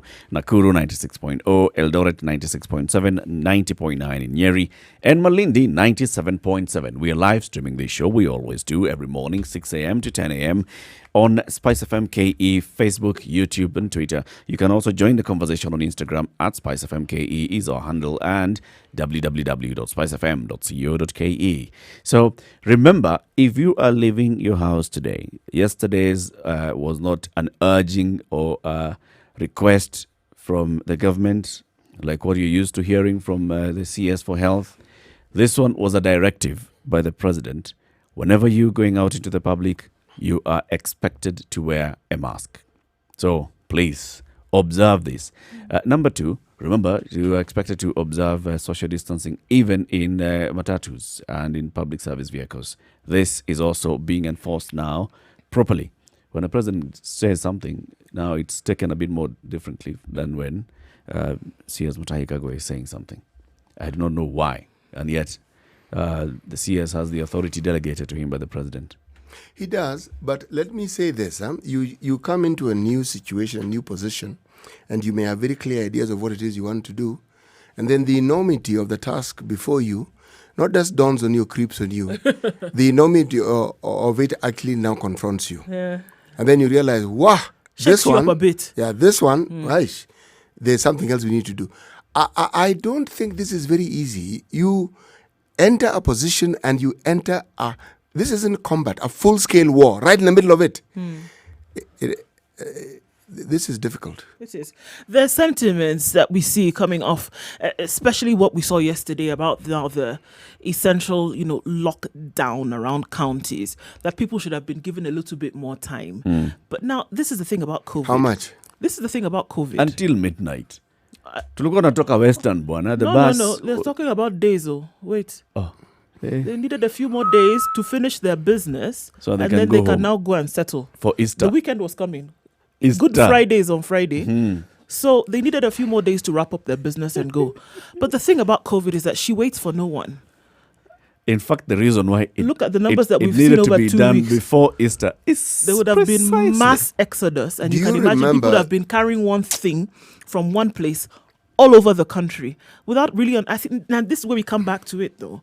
That people, I think, we still at the place. Unfortunately, we still have to be talking about it at this point. That people really have not grasped the gravity of this situation. They haven't gotten it yet. No. to say that, okay, yeah, there's COVID, that's fine, but we're still going to travel for Easter. We still need to get a couple of things done. It's very nice what the president has said. However, we needed a few days to be able to sort out our business, right? I needed to deliver this thing here, that thing, the other place. I needed to get it done. So it should have given us some time. COVID is waiting for nobody. You know why, Ndu? If you think about it, right? So where you live, have you seen anyone who has been picked up that they have turned positive for COVID-19? No. Now, are they picking up people? Should be they said the ambulance will come and if you call and say I have these symptoms and they're sending an ambulance. They'll send an ambulance to come and pick you up. And we have reports of people who've been picked up by ambulances. Out of these 158 people, if none of them has been within your area, you still think, well, haijafika hapa bado. So let me move before it gets here. So you're assuming that this 158 are elsewhere within Nairobi and the country. As long as my neighborhood, I have not had anyone coughing or anyone being picked up or anyone who has gone into isolation and have been staying at home, then that thing has not reached here. And before it gets here, I want to be out. Eric, do you know the enormity of what you're saying? You see, this is the mindset, the same mindset that people had with HIV. It is with someone else. When we've talked about corruption in this country, same mindset. Them. And it becomes an issue when one of our own, mtu wetu, okay? To the point where if you give it the ascendancy and the growth that is acquired with time, it actually becomes plausible and okay if one of our own actually steals. Yes. Because he is ours. And why? There's the hope that some of those goodies, those ill-gotten goods rather, will come to you. It never does. It just stays with that particular individual and his close associates. If you look at the things that ail us and we keep talking about in this country, it's that same mindset. Because somehow you think it doesn't affect me, and yet it does. It does. And you could be the one who's carrying the problem. When you hear that money has been lost from some fictitious story of some dam which was supposed to be built, and you think, how does that affect you? It does. Now that we have these floods, now that we have these problems, if those dams had been built, we would be having a completely different story. Completely different story. If money that was intended for building clinics, health facilities, providing medication was also provided, some of these deaths that we have before COVID-19 would have been reduced, if not eliminated. And you still think it doesn't affect you? It does. Now, the same attitude has come in. We are being threatened by extinction because this thing is serious. It kills people and it doesn't choose. And you're behaving as though, well, it doesn't really involve It won't touch me. It hasn't reached me yet. And actually, you're forgetting that so long as you're in the boundary of this country, it has reached you. You just don't know. It hasn't reached me yet. I haven't seen anybody. I haven't heard anybody that I know of. Nobody in my family, none of my friends, or by extension, their my friends. network, I don't know. Nobody Within my in network, my network exactly. knows somebody who is among the 158 that have been announced by the government so far. So I'm thinking that it's still far from me. And therefore, I want to go. I want to get out of this city before it gets to me. This is a mindset. This is a mentality that I'm sure many people have. This is it. And look, when we talked to Karaoke a few minutes ago, and he's talking about Wakulima Market, and this is the thing, that unfortunately, even with the reality of this virus and how it can spread, I mean, look at, congested areas and things like that. And we talked about this a few weeks ago, actually, at the onset of this very thing in Africa. And we said, look, people who are going to the market every day, for example, and are going to depend on that 400, 500 shillings that they'll be able to put it in their pocket at the end of the day, unfortunately, that trumps anything else. Yep. So virus or no virus, okay, we've been sick before and we've gotten well. And that's the attitude that, yes, we will be just fine. But for now, I need to get food. Right? I need to get food, and that's what I'm going to engage in order for me to do this. So that's one reality. And the other one being that, it hasn't really affected me because I don't know anybody who is sick. I really don't know. So I can just carry about my business the way which I've been accustomed to, and I will be fine. It's not the case. And I think we need to change that narrative. Someone was buried in Mombasa. I was being told by someone who goes to church with him and somebody who's well known to me. This person was a golfer. They're a member of the local golf club in Mombasa. They'd come to Nairobi for a golf tournament. They took ill, and very rapidly, their condition worsened, and they passed away. Yes. Now, you tell me, this person went on a flight. This person was probably playing golf the week before at the club. He went and played with people. There's a clubhouse where people gathered. What sort of state do you think the people who came into contact with this person are in right now? They're worrying. Panic. This thing, this disease doesn't choose. If you talked to people around this country, there will be many people who have died under what they call mysterious circumstances. Now, there are areas of this country where people are beset by so many ailments and conditions and what have you, that for them death is just another one. But it is nonetheless a citizen of this country who has died. We don't need the death tolls to get to some stratospheric levels for us to realize it is serious. This thing is actually extremely serious. It's not going to be serious. It is already serious. It is serious right here, right now. I received a call here from a gentleman called Paul Mugambe. Paul Mugambe lives with visual impairment, and he's talking about the communication that's coming from the government, especially targeting persons living with disability. Good morning, Paul.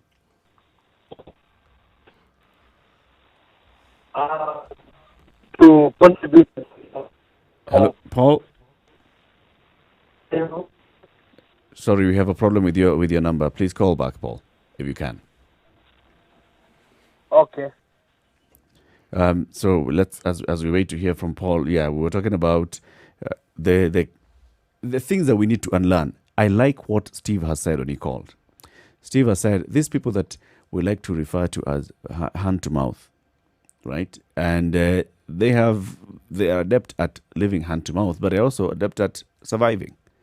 If I don't have a meal today, I'm not going to have a meal today, and I will survive. And they already know how to do it. They can teach us, the rest of us, who are not really good at skipping a meal. Remember, this is the same who gentleman are not really good at skipping a meal. during the crisis, at skipping a meal. Yes. To know how to learn and live with skipping a meal. Is not the same gentleman whom, when we were discussing the schools? Yes. He was very practical about it. Very. And he said, this is what we look for. This is the reality. This is what works and this is what we go for. That same reality applies equally to the coronavirus. It is real. It is here. Going to Kilifi. Esther, good morning. Hi, good morning. Good morning, Esther. It's me, Esther, from Mombasa. Hi, Esther. Salama sana. Kumbe Sitimuga alikuwa naishi Mombasa. Okay. Shikamo, Sitimuga. Marahaba, hujambo? Si jambo kabisa. Asante. Now, I have a comment. Yes. And my comment would be basically on how people actually have been listening, and it's true, the social distancing, or rather the spacing is literally happening but also not happening. Why I'm saying that is we were somewhere, when the curfew time reached and we were passing to just very near Likoni, and we actually said these people will not make it home because the time was already 6:30. The ferry, comes and goes and comes and goes. And they were, the way you crowd like you want to go and pick up food that is on ration. Yeah. And the lines were from, if I may just say, like, let's say Wakulima Market, all the way to almost Juakali, if you can see the distance. And it was bumper to bumper. The one bumper to bumper. And guys were literally running. And my kids just went like, hey, Mom, is this happening? I said, well, it is happening in front of us. And I know the government is doing everything possible. But these are the people that, I had that man called Karaoke alikuwa anasema. I'm telling you, they are vending, whether it's vending or it's a natural discourse that they have to be out and in, then it is too much. If maybe somebody would just come and check out that same thing today, it will be there. So, as we are talking, I spoke to an auntie who maybe is outside, and she was asking me, how are you guys coping in Kenya? I said, we are coping up well and everything. And then she said, can you just stay at home, keep your distance? Our numbers are this and this and this in this country. These other cities, this and this and this and this. And like Sitimuga said, this thing is not a friend to anybody. So it is where you are, and maybe you feel maybe sick or vulnerable, but let me tell you, you are vulnerable wherever you are. Wherever you are. So wherever you are, you're vulnerable. So pass the message, do whatever you can do. Even if your kids are there and they want to go, just tell them, kaeni kwa nyumba, let me go out, because I am the one with the conscience to know how to keep distance. Yeah. You go somewhere, the counters, people are just on the counter, on the counter of maybe a shop, touching everything, and the queues are coming and ending, coming and ending. So this thing is normally very serious, It's and for people to be conscious. very seriously. Don't wait for the Gioni announcement. Personal responsibility, That one, to me, basically. is just a vehicle. Yes, that's a vehicle to tell us this and this is happening and the government is doing this. But who is it affecting? It is you, the person. Yeah. So be the responsible one. The parents at home, just tell your children, whether you will look like you are exaggerating. Umeosha mkono, umefanya hivi. You know, everyone is stressed. So have that environment that makes sure that you're responsible and you're passing the right information. This should not happen at all. And for our leaders, Esther, before we let you go, you're in Mombasa or Kilifi? Yes, Mombasa. Okay, so you operate within Mombasa. Yes, Mombasa. And the isolation of Mombasa County is set to begin tomorrow. Yes. Do you think it's going to impact people who live outside? People who live in, yes. There are people who live in Kikambala. There are people who live in Mtwapa, and that is part of Kilifi County. And of course, the most majority are the people who live across the ferry. And the governor yesterday said he's going to take care of them, their stomachs and their everything, and for those 21 days. So that we are assured of. But I don't know if those numbers, anyway, he has the statistics, so we believe in him. And I want to commend him because he went ahead and said he is doing something about his people. So what we should be doing right now is take care of your people, like the governors of all the other counties. Let them come up and give us the figures. Well, we know where our people live. Yep. We want to give them food. This is how we will distribute them. That is the news we want to be hearing, Bana. We don't want to hear what to our base. Just the statistics. Governor Joe went ahead and said, and I will leave. Even I was saying, hey, go ahead and do. Let him answer for us. And he was very rich with the figures in his hand. So thank you very much, Esther. We want to thank you. Asante sana, Esther. Thank you. Welcome. Have a good day. 17 minutes after 8, this is the Situation Room. It's Kenya's biggest conversation. Join the conversation, 0719-012-600. That's 0719-012-600. Let's take a look at the weather shortly. Good morning.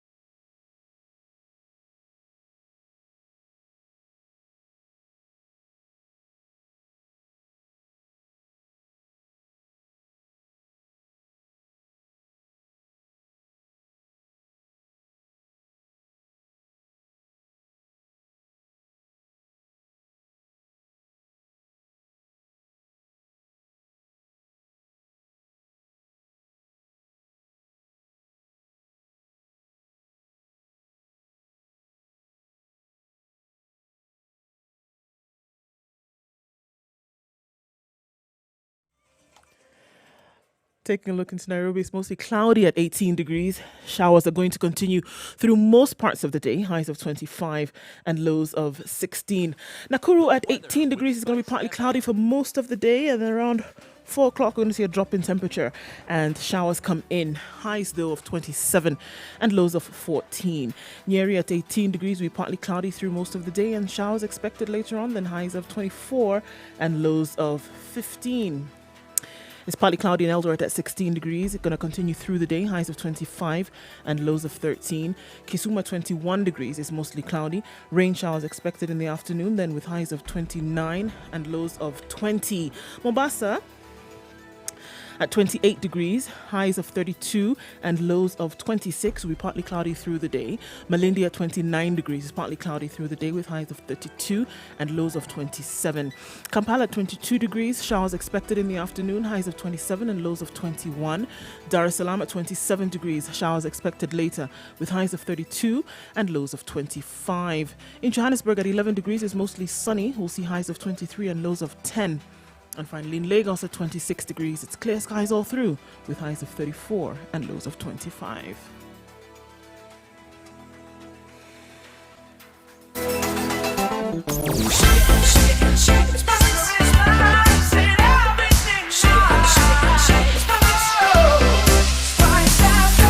Spice up your life. Mature, intelligent talk every morning. Spice up yourself.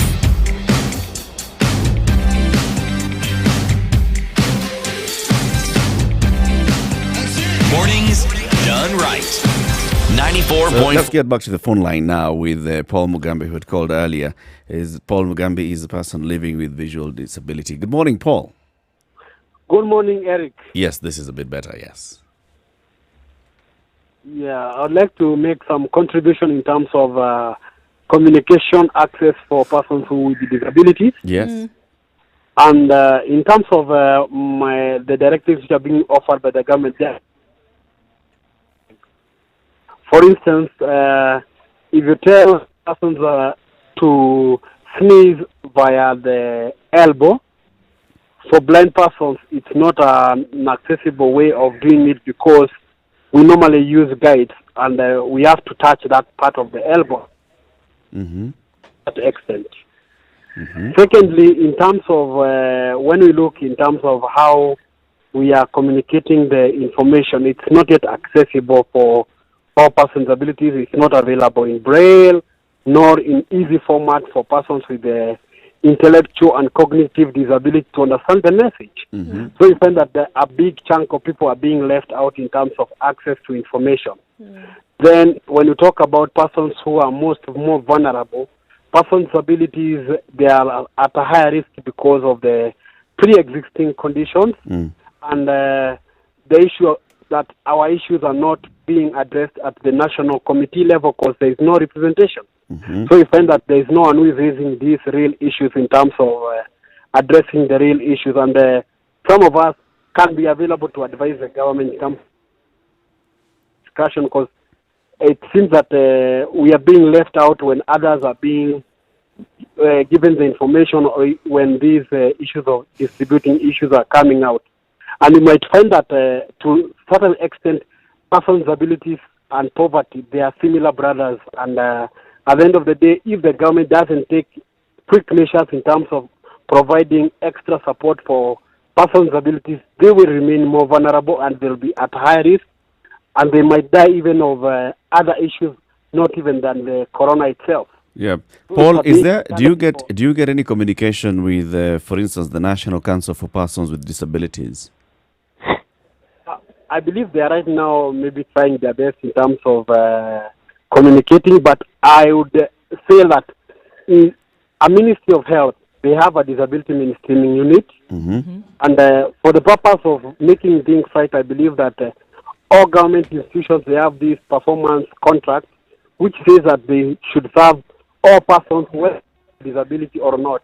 So we don't expect that to be told that since you have a disability, you should go to the National Council maybe to get a hospital. And in this case, I believe that it's all about the Ministry of Health implementing the real mainstreaming aspect of ensuring that the services they are offering to all persons, not waiting for permission from place for them to implement.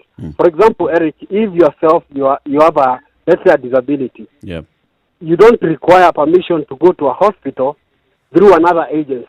You have to go to direct to the hospital. Yes. Yeah. So the issue here is that when the ministry offers any information or when a hospital is serving all people, it should suppose is supposed to serve us all equally, not just expecting us to decide that since I'm visually impaired, I should go to a particular institution for persons with disabilities.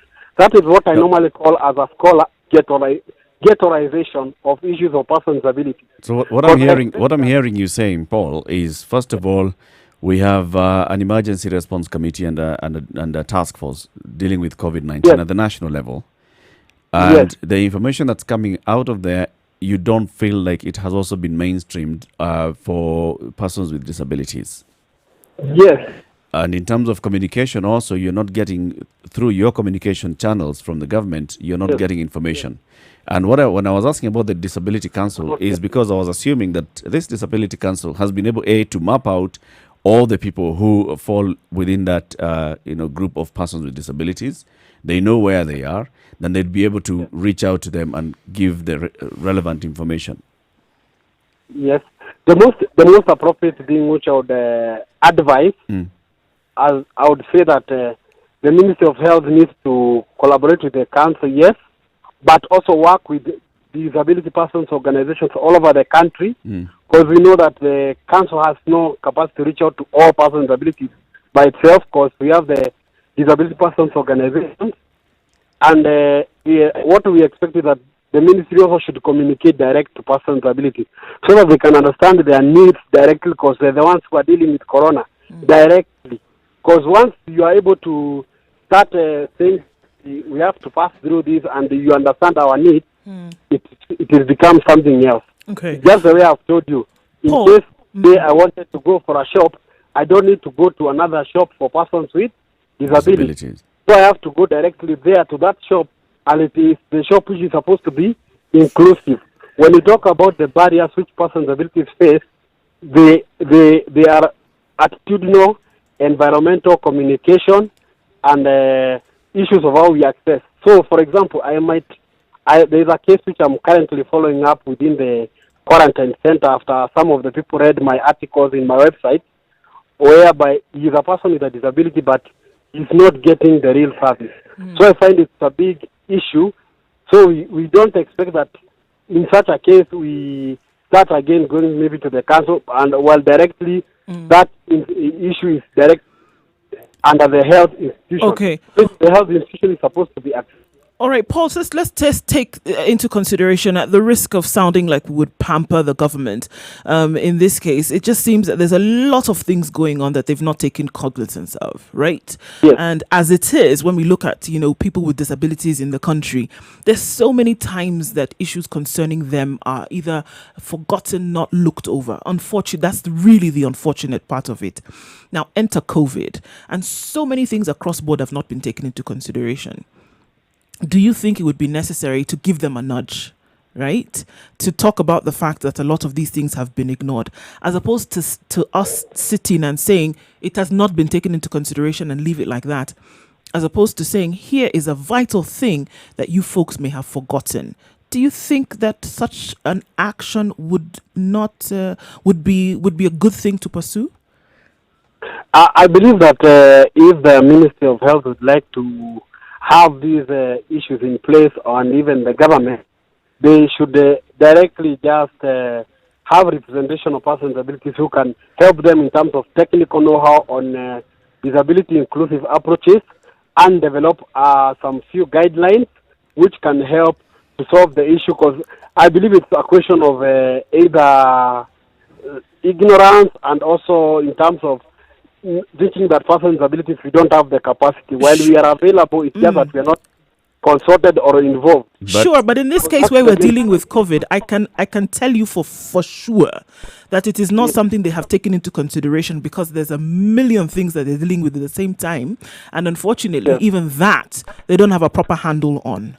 So you can imagine we're just going to add some more timber to the fire now, saying, here's another thing you've forgotten, here's something else you're not taking into consideration.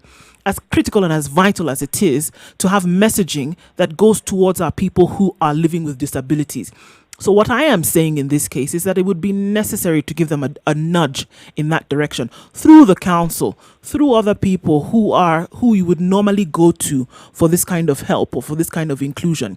At this point, trust me, my brother, it's necessary to remind them. Absolutely. It's necessary to remind them, because I can assure you they're not thinking about it right now. I know that, but that's what I was saying, that we normally have what you call the of mainstream. Paul, we're losing you. Yeah. You normally have what? I'm talking about what we normally call a twin track approach of disability mainstreaming. You can have a specific address targeting person with disabilities, and the one which I'm talking about, the mainstream, ensuring that that's all right, Paul. I think what Ndu is saying, you already have your networks of persons with disabilities that you communicate and you agitate and advocate your issues. Yes. Have those networks reached out to the National Emergency Response Committee and said, look, we need inclusivity?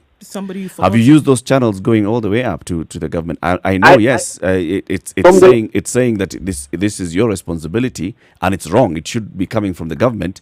But at this point, how about doing it both ways? So we're giving you a platform like this one. Let's discuss these issues. These issues are important, but also organizations that deal with persons with disabilities. Is there any form of advocacy that's going on at that level?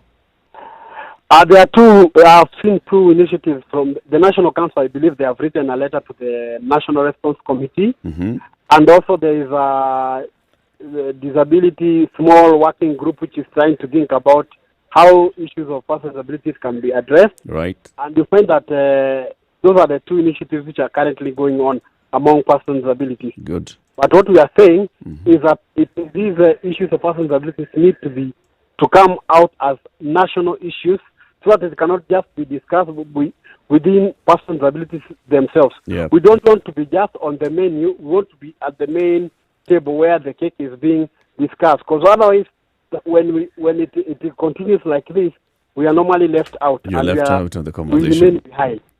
Yeah. It's true. Those are good points, Paul. And thank you very much for speaking to us. If you see some movement, or if you still haven't seen some movement, please keep informing us. Let's raise this conversation. Let's ensure that the government is aware of this, because they could be working on it, but they have not communicated. But the important bit is that people who are living with disabilities need this information right now as well. Exactly. That's the point, because we need to activate our emergency mode also in terms of issues of disability, because they are the most at higher risk, and currently We've lost you, Paul. Yeah. We need the sanitizer, and looking at how we normally even have our own assistive devices. Like me, I'm a white skin user, so I'll have to incur extra expenses, maybe to buy maybe a soap or water or etc. or something like that. So these are some of the things the government needs to look into, because at the end of the day, we have extra needs than any other person without a disability, which are not being addressed for now. Thank you very much, Paul, and we hope that your message actually gets to the right office. I'm hoping so. Thank you very much for giving me the platform. Sawa. And you'll be seeing the note which I'll be writing about the new case which I've identified, because persons with abilities have also been left out, and this person is at the quarantine place and he's not accessing service. Thank you very much, and Paul. It's so unfortunate. Asante sana. This is the situation of Kenya's biggest conversation. Join the conversation on 0719-012-600 at 27 minutes to 9 o'clock. Let's take a look at traffic, and then the conversation continues.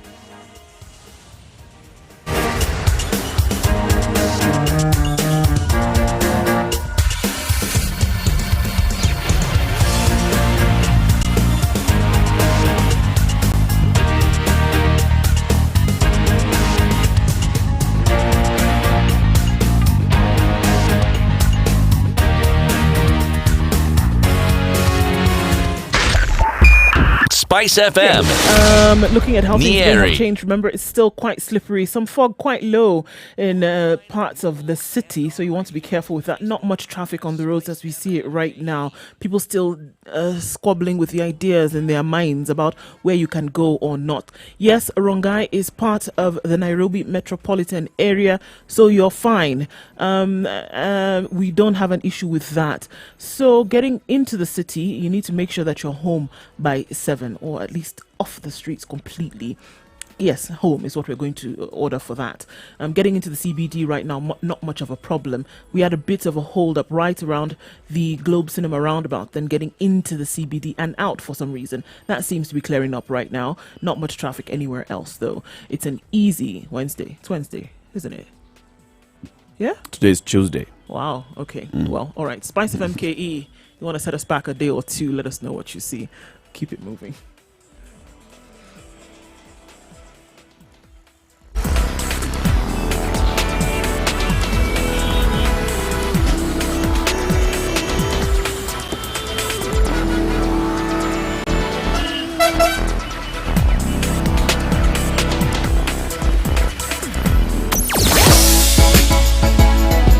Sugar and spice and everything nice.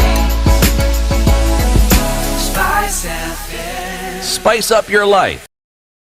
Mature, intelligent talk every morning. Spice up yourself. 25 to 9, we'll be crossing over to Kampala, Uganda, and speak to our friends at Next Radio, that's Marcus and Kitui, to hear what's happening in Uganda and also give them an update of what's happening here. We want to hear what Mzee has told them so far. Remember, he had told them lockdown, and then he told, come on, I need to clarify. You can still use a toilet if it's outside the house. Come on, really. What do you think? You people, really? So we'll be crossing over and speaking to them. The cost of ignoring very many things over the years is how come we're finding ourselves where we are today, CT. And you've been telling us this on a regular basis. It is because of the corruption that we saw and we allowed to happen in our country, that where we are. It's because of very many of these things. It is the consequence, one of the consequences of impunity that we overlook. And every time the matter is brought up, there's usually a response. It is either my people are being attacked, or it is we are being picked on, or anything other than looking at the truth and saying, you know what, folks, this is what is actually happening. And every time the issue is actually brought to question, once again, the responses to it have been anything other than to actually look squarely at the truth and say, you know something, the truth about this matter is actually this. For the longest time, one of the accusations that we've had being leveled at the government is that the government, as we know it, in terms of even employment, favors certain communities. And they took it even further. They said, you know something, there is just one particular community that is actually being focused on. Now, in response to this in 2018, one of the things that the DPP did, a call coming in? Yes, our friends in Uganda, actually. Let it come in. We can have this discussion after them. Marcus and Kitui in Next Radio Uganda. Good morning. Good morning, Eric. I'm by myself this morning. We sent away Kitui for quarantine. Oh. Quarantine or physical distancing? No, physical distancing, actually. So we're trying our level best to reduce the number of people in studios. So where we can, we keep the hosts to one. If the show has more than 3, we can allow maybe 2, but at a comfortable distance. So where we can, we reduce. Where not, then So I'm solo today. But of course, we do have our conversation through the phone. Great. We're also doing the same here in that Standard Group. Many of our workmates are also working from home, many of them. Okay. We are lucky that our studio is big enough. The distance between me and CT Muga is, what's about 100 meters? Wow. I think you may have a distance issue there. I think you have a distance problem, Eric. I have been to that studio and I completely agree. It's very well, very special. Yes, indeed. You've heard, of course, from what our president announced yesterday. Yes, I was going to get into that, Eric. I was told that for people who got a B- below, you were not going to understand what the president said. As for guys of B+ above. Yes. So you explain it to me because I didn't even bother. I just figured I'll call Eric and you guys will explain it to me. But so it's a mini lockdown, it's a full lockdown. I didn't get it.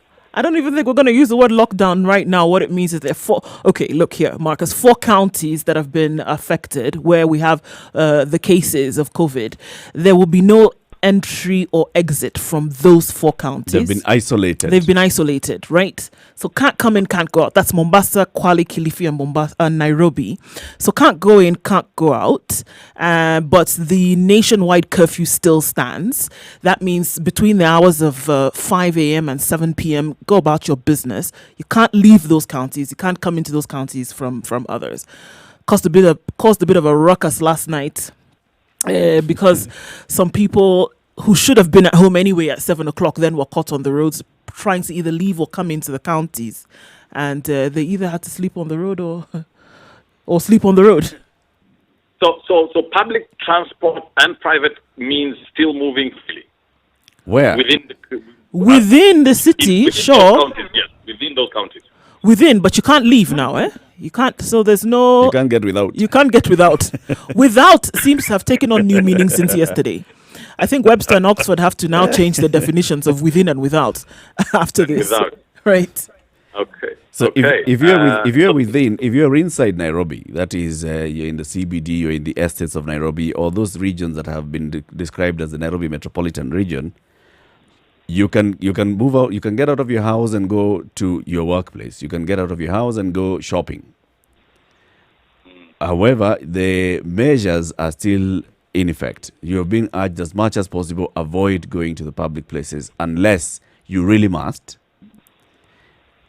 The curfew that was in place is still in place. 7 p.m. to 5 a.m. you are not allowed to get out. That is now very strict. Unless you're essential services. Now, if you are in Nairobi and you maybe wanted to go to Mombasa for the weekend, this is Easter, it's coming up, and you wanted to go to Mombasa to visit a friend or to go to your rural area, you cannot leave. That's where now the big import of this is saying 82% of the infections that we have so far, of the 158 positive cases, are in Nairobi. So we need to ensure that the people in Nairobi do not leave to go to other parts of the country, because we don't know who is carrying it. We don't know who's going to take it outside Nairobi. Or who's going to bring it in. in. But the people within Nairobi, of course, before the curfew, can operate biashara kama kawaida. Yes. As much as possible, avoid, but yes, you are not restricted from going to work. Okay. Yeah. I think that's where it's very different from ours. What's the difference between Kenya and Uganda? Well, Uganda, for starters, public transportation, that one we discussed, that one was already banned. Mm-hmm. Private means were since banned. So no vehicle at all? At all. Essential services peke yake. Mm. At all. This is countrywide or just in Kampala? Countrywide. You were saying you can walk if you're walking to work, for example? You can walk. You can walk to work if you think it's very important what you're going to do. Yes. So the people who in markets, they can walk to the market. Mm. The supermarkets are open, but the mall, if your supermarket is in a mall, every other shop in the mall is closed except the supermarket. Mm. Okay. The border guys can only take goods, not people. Mm-hmm. I see. Mkokoteni? Mkokoteni, those ones we have never really had, per se. Mm. Tuk-tuks, the three-wheelers, the same. Those ones are banned also. Mm-hmm. So you can ask for your border guy to deliver for you. So these online guys are doing a fantastic job delivering, going to the market, getting for your stuff, bring it home. Okay. But ideally, you can stay home. Now, what was happening as of 2-3 days ago is people were using this time to say, go exercise, go jog, and try and remain physically fit. Also find a way to leave the house. But what then happened was they were then not practicing social distancing, and they were all meeting in a certain place, and they were doing group exercises. Mm-hmm. So the police rained in on them also. Kiboko ilia kidogo. What impact has this had on the country? Well, of course, if everybody, and this is what the president was trying to say, said, look, the fastest way we can be able to get back to business is if you do what I ask, because we're trying to flatten the curve. So the longer you take to do these things, the longer we will be in this mess. Right. It has, of course, everybody's crying. The good news is the people of hand to mouth, which is ideally your CBD people who, taxi drivers, truck drivers. The truck drivers can work if you actually have work and you're transporting business. You can do your part. But mainly taxi drivers, a bit of border guys who don't have work to do. Those guys are being given food. 6 kilograms of maize flour, 3 kilos of beans. If your household has a lactating mother, you also get powder milk. Right. That's being distributed by the army with the help of the local council people. So the local council people understand household to household maneno. So they know this guy is a taxi driver, so this guy is hand to mouth. He needs this food urgently. So what is local council? Local council means like you've been in Nairobi. Is that like the county officials? Yes, that would effectively be your county officials. I think is there an official lower than the county official? Yeah, well, the ward administrators. That's the lowest at the county level. Then this would be a county official, yes. Okay. Yeah. So those guys know household to household. They know who lives where in each area. So those guys, with the help of the army, are the ones who distribute.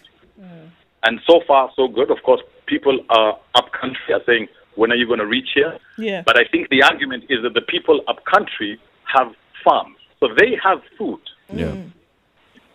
So they're not really starving per se. So they don't really live hand to mouth. They can still go to the market, still take that food to the market. And the markets are open. They're saying just as long as you keep social distancing, you can still take your food to the market and sell it. So you're not really affected that much. Okay. These guys who wake up in the morning and that what they earn that day is what they're going to eat. Those are the guys that are being worked on right now. Okay. And is testing taking place in Uganda, Marcus?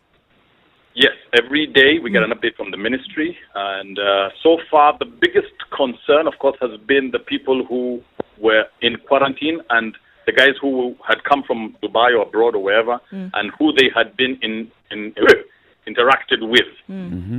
So the discussion right now, and as of yesterday, we started the government started testing those people that they interacted with. Before they were testing and only the quarantined people. Right. So yesterday they started testing the people that those quarantined people interacted with. Okay. And so far, negative cases as of 113 tests. So how many cases do you have in Uganda so far? 52. 52. 52. Recoveries Kenya and is deaths? 152. Kenya is 158. 158. Okay. Yes. Recoveries none yet. Deaths none yet. Okay. Okay. So in the And country, Kenya, recoveries and deaths. Deaths are at 4. Six. 6. And recoveries, I think number. we're at that same number, yeah. 6 and 6 or 4 and 4. 6 and 6. Actually, 6 and 4, I think. 4 deaths, 6 recoveries, or 6 deaths, 4 6. recoveries? 6 deaths. And 4 recoveries. Yes. And what we've had so far also is contact tracing started from the very beginning. So if somebody tests positive, then they also trace their contacts. Who did you come into contact with? And those people are tested immediately. That's happened since case number 0. And it's still ongoing in terms of every time when they announce that we have tested so-and-so, we're also continuing with the contact tracing. A number of people who have tested positive, now we've moved into community transmission where people who had not traveled are testing positive.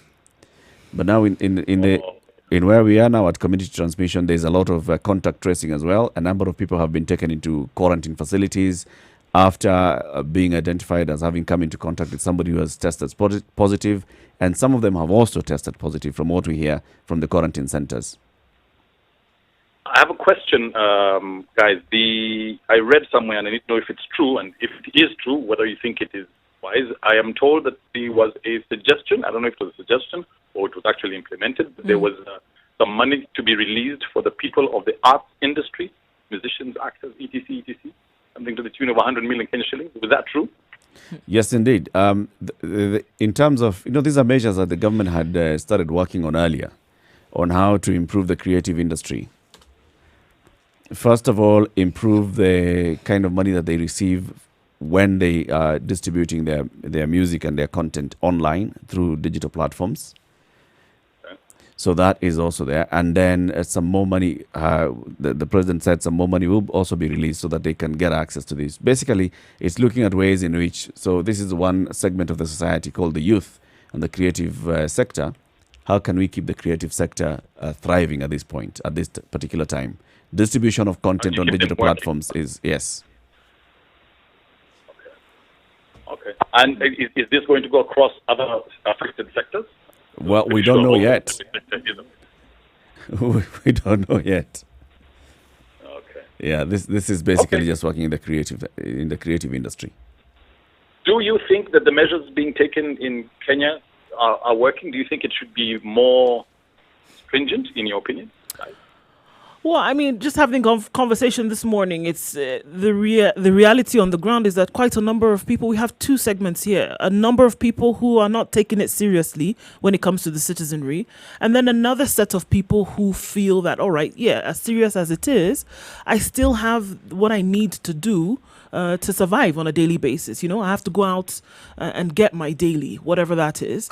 And then others are just like, you know what, this is great, but okay. You see, there's the level of the government taking this matter seriously and taking serious steps to ensure that what they are actually saying can actually be implemented or enforced. We have a problem there. Then we have the problem that Ndu has mentioned about the citizenry. The cue that the citizenry would take is from the government, but there are too many balls being dropped at that particular front. So when you're talking about seriousness, it is something that we're grappling with. It's a problem. So it would be effective if the citizenry took it seriously. It would be working. No, it would be effective if the government took it seriously and actually enforced what they keep talking about. It's about enforcement. So, when you talk about what Mzee has said, when Mzee tells you, the people of Uganda, this is what we are going to do, there's enforcement immediately followed up. And no, Ugandans didn't ask questions. Did you bargain and say, okay, perhaps maybe then from 6 to 4 I can use my vehicle? No. People got off the roads, right? No. Yeah, immediately. And if you didn't get off the road, what happened to you? The guys would, of course, in any society, there will be guys who try and push the envelope and say, "No, but let me try." Then, they will find that when you try, this is what happens. There you go, and it's clear. Yeah. So, so the issue is enforcement. Okay, fair enough. Enforcement. Okay. I guess we'll keep each other posted, guys. I think that's a good update for now. Yes, it is. I don't understand why the guys of B- found what the president said hard. I don't know whether it is English, but it seems pretty clear what he said. Speechwriters. Speechwriters. Okay. It was written. It was not written. Our education system is British English. I think the president's speechwriter was using American English. American English. Something like that. Marcus, thank you very much for joining us this morning. Thanks, Marcus. Thanks. Appreciate it, guys. Take care. All the best to your listeners at Next Radio Uganda. Thanks, guys. Enjoy the Situation Room. Thank you. It's about enforcement again. I mean, in Uganda, it's not ifs and buts, but also look at the kind of measures that have been taken. Here, 80%, our CS for Transport says, 80% of our cases will likely come from public transport. And we are urging public transport. Uganda, no more public transport. Forget Just remove it from the roads. You want to walk. There we can ensure there's social distance. But anyway, we live in different countries, right? That's what we do. It's 7 minutes to 9 o'clock. This is The Situation. It's Kenya's biggest conversation. Good morning.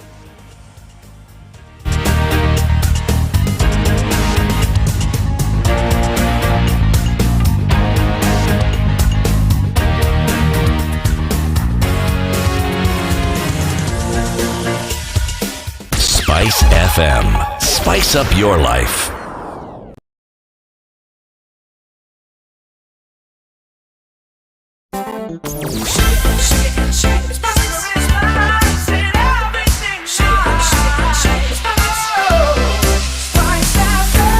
Spice up your life Mature, intelligent talk every morning. Spice up We yourself. have a medic on the line, Odor Wafula. Good morning. Good morning to you. Good morning. Now, yes, I would like to give my contribution in regard to this COVID-19. Mm-hmm. Now, without going into much details of literature about it and what is made available basically online, I would like to touch on a few things that we need to actually know and understand that how long are we going to be affected by this disease. Mm-hmm.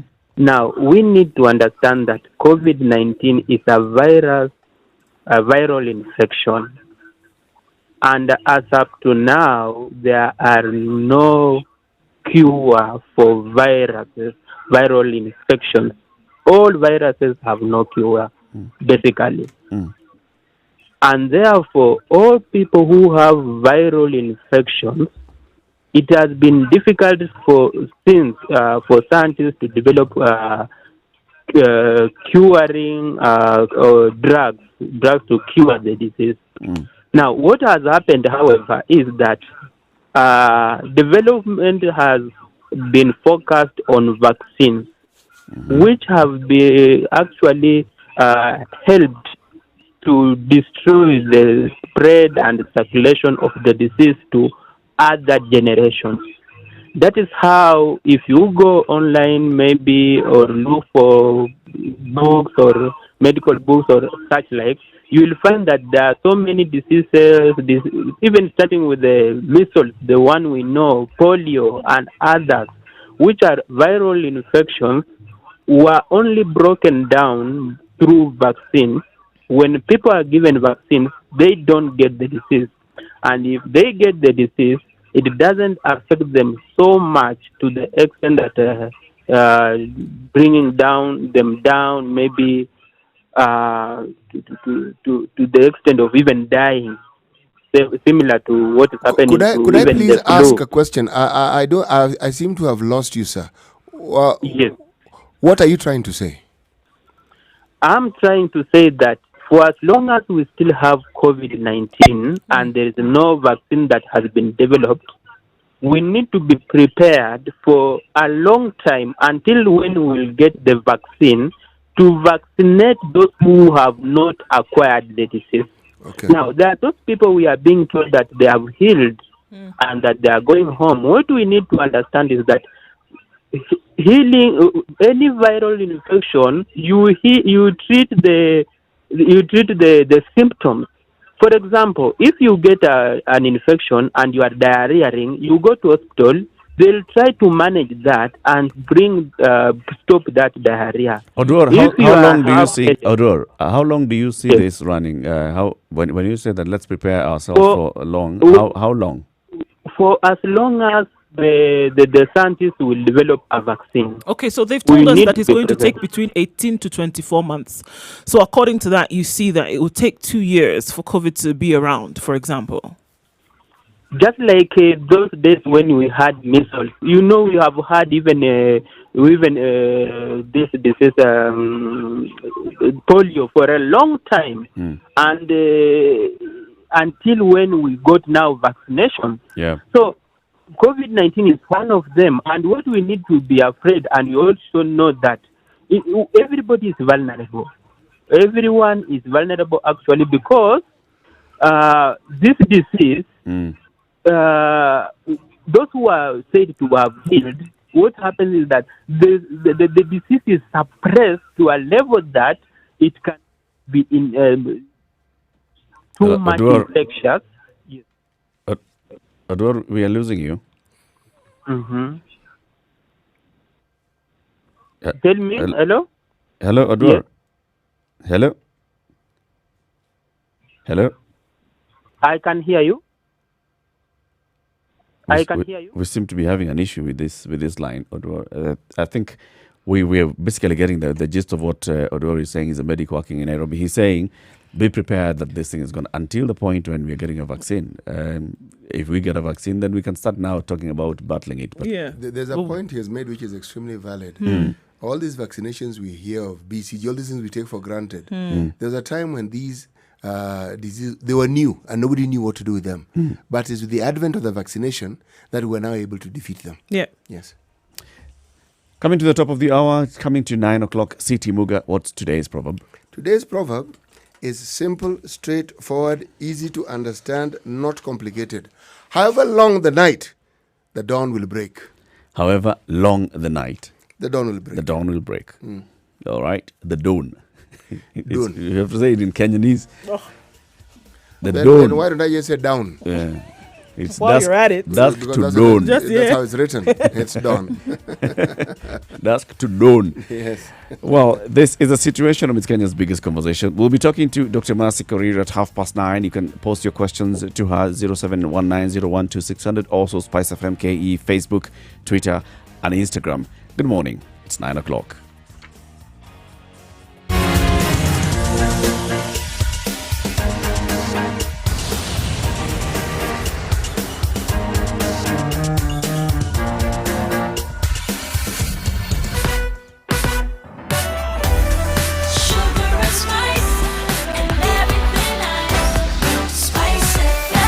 Spice up your Has life. it changed or remained the same? Yeah, mostly in most parts of the city, not much traffic.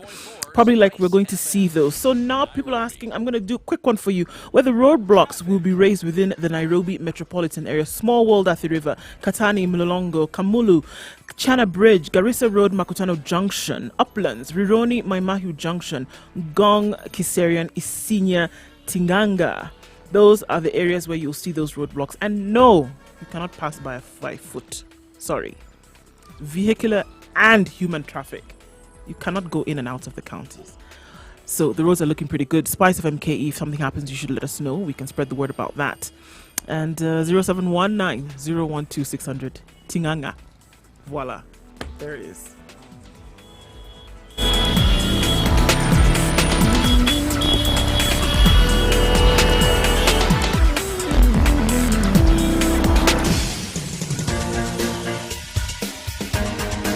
This is The Situation Room, the home of hard-hitting political commentary and penetrating insights about the state of the nation. This is a talk radio experience like no other. The Situation Room, a place for hard truths, debates, and elevated conversations. The Situation Room, witty, political, engaging, deep, controversial. In the room, we have CT Muga, researcher, academic, seasoned political observer, a fountain of wisdom in these politically uncertain times. Ndu Oko, Nigerian by birth, Kenyan by choice, communications expert, Pan-Africanist, a truth seeker and believer in people power, and Eric Latif, agent provocateur, the man in the chair, seasoned journalist, 2 minutes after 9 o'clock. man Good who morning. Thank you very much for tuning in. Let's go to the phone lines. There are many people already calling in. Nabuliri in Nairobi. Good morning.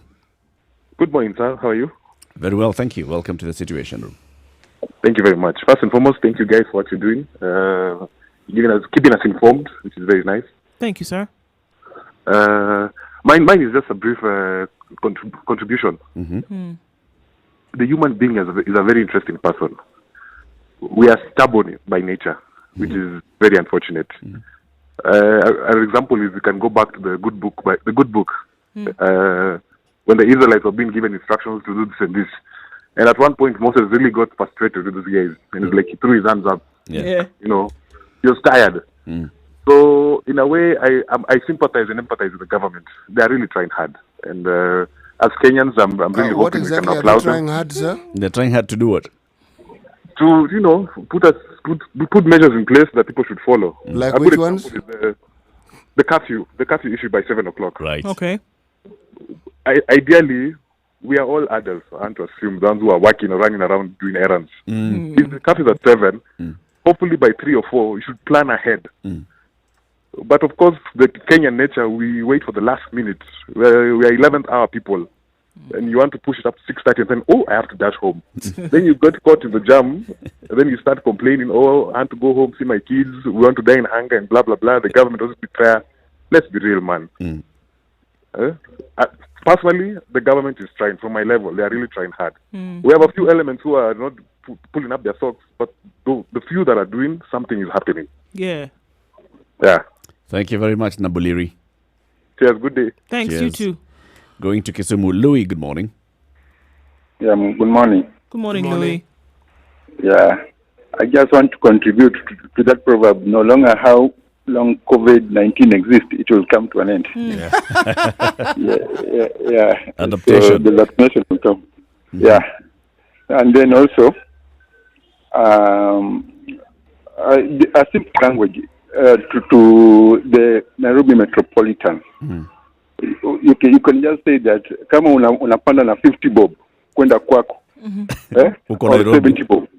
Yeah, na kama from city kwenda kwako ni uko Nairobi. Such a simple thing. Have a good day, guys. Cheers, man. Kama unaenda na 50 bob ama 70. Yeah. Wewe ni wa Nairobi. Beyond that, wewe hapana mtu Nairobi. I'm sure this gentleman, we had John in Nyandarua who was on the line, and John was definitely going to tell us, well, mimi najijua, I'm not from Nairobi. These phone lines are open 0719012600. We're talking about very many measures, the measures that the government has put in place, and now the more stricter measures in terms of movement in Nairobi and the other counties of the coast, Kwale, Kilifi, and Mombasa. And what you hear. So let's go to Mombasa. Vivian, good morning. Good morning. How are you? Good morning. Fine, thank you. I'm loving what you guys are doing. Asanteni sana for keeping us informed. I wanted to give my contribution in regards to us being hard-headed. Yep. The government is not doing enough. I wish we could just go the Uganda way, enforcement pap. Because I drive to work every day, leave at 4, and you should see the pedestrians, Congo, where you pass by. Guys are just life as usual. People are hugging, people are buying stuff on the road and saying hellos. No one is in masks. So as much as I'll do my mask in the office or with my colleagues, at the end of the day, Mama Mboka is not doing anything. True. And to control these things, we are being told that we need to contain it. So I would actually push. I'm sorry for the rest, but I'd say lockdown. Go the full hog. Yes, kabisa. Kama ni kuchapa, unajua kwa nini unachapa. You know? Because we are wasting time. Thank you. We are Thank you, seriously Vivian. wasting time, and life has to move on. Thank you, Vivian. Yeah, that's my comment. Thank you. Thanks, Vivian. John in Nyandarua, good morning. Yes, morning. How are you guys? Good, fine, good. thank Good you. morning. John. Yes, very fine. We also fine here at Sanchez in Nyandarua. Yeah, now I want to say the president is acting very, very slowly together with his administration, because what he did yesterday will not help the people of this country. Why not? Because, for instance, I was in Nairobi yesterday. Maybe I was infected, and I would affect my friends and relatives here in Nyandarua. So what they should do is they should behave. The president should behave as if he's dealing. He should deal like the headmaster of a primary school. Yep. He should know that we are all like children. So he should be tough with us. You know, because the way we are behaving, we are not observing. So you're advocating a full lockdown? A full lockdown is the best thing. Okay. And what they should do, as I had said earlier, they should take care of the people of this country.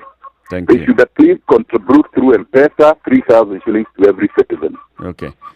The number is out. I'll read you the number there where you can contribute. I'll read you that number. I think it's 999 Good morning, John. Thank you very much for calling. Trevor in Kisumu, how are you? I'm fine. How are you? We're very well. My contribution just goes in the line of the government trying to keep up with the infection rate and trying so hard to handle the situation. The only failure on my side that I see the government did is on communication. In that every day at 4, let's assume every day at 4 or between 3:30 and 4, the CS comes and gives us all these numbers and everything that we need to know and understand about how the situation is affecting us as a nation.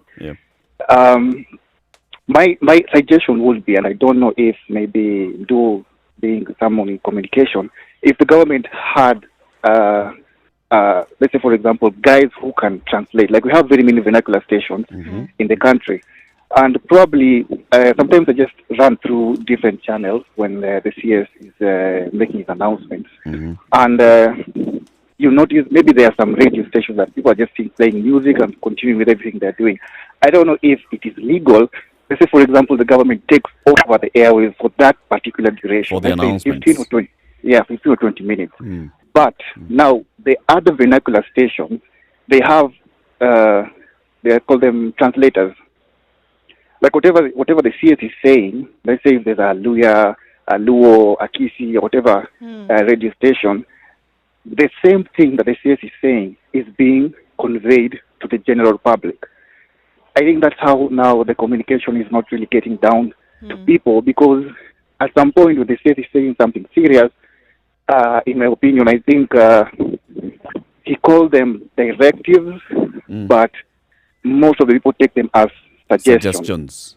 It only takes the president to speak is when somebody goes like, oh, so there's something really being said. Yeah. So maybe if they did that, maybe it could help them get the information down to everyone as quickly as possible. Thank you. Good point, Trevor. Asante sana. Nicholas in Eldoret, good morning.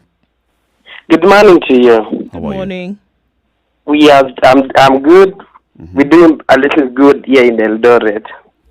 Good. I would want to say, I would want to say that, of course, the slightest of actions are better than the noblest of intentions. Our country took a little longer to address this pandemic.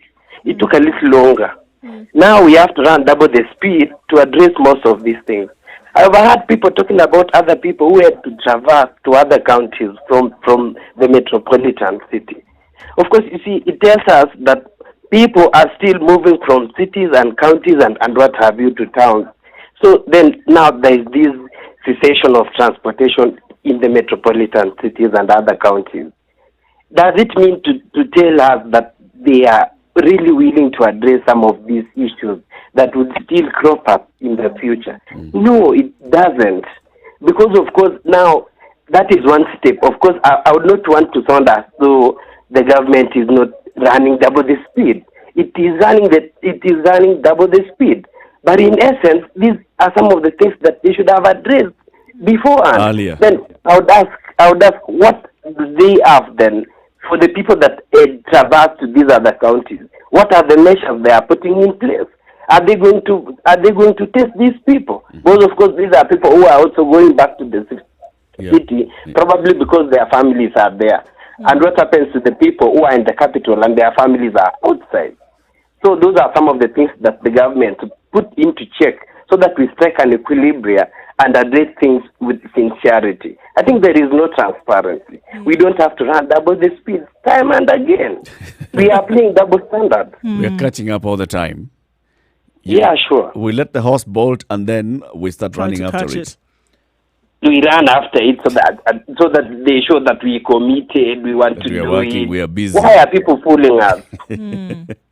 Nicholas, thank you very much and have a good day and a more positive day in Eldoret. You too, thank you. Thank you for the positive vibes. Asante sana. Situation Room, Kenya's biggest conversation at 12 minutes past 9. Let's go into the short break and take a look at weather. And then when we come out, we go to Nigeria and we hear what those measures that were taken by the government are doing. Are they working? Are the people of Nigeria happy this time? The last time we spoke to somebody in Nigeria, he was telling us, come on, guys. This is just government doing what government does best. Talk. Today, let's hope that we can hear that there's a bit of action. Good morning, 13 minutes after 9.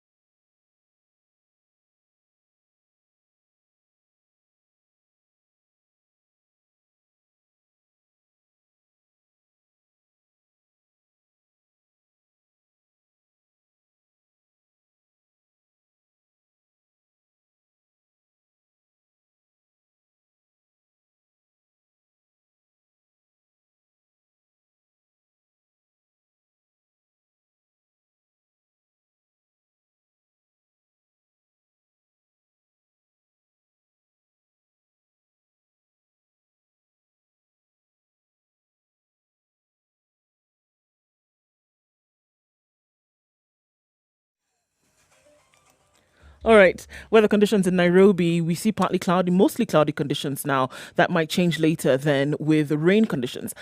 Showers continuing with highs of 25 and lows of 16. Partly cloudy conditions in Nakuru at 18 degrees. Showers in the afternoon with highs of 27 and lows of 14.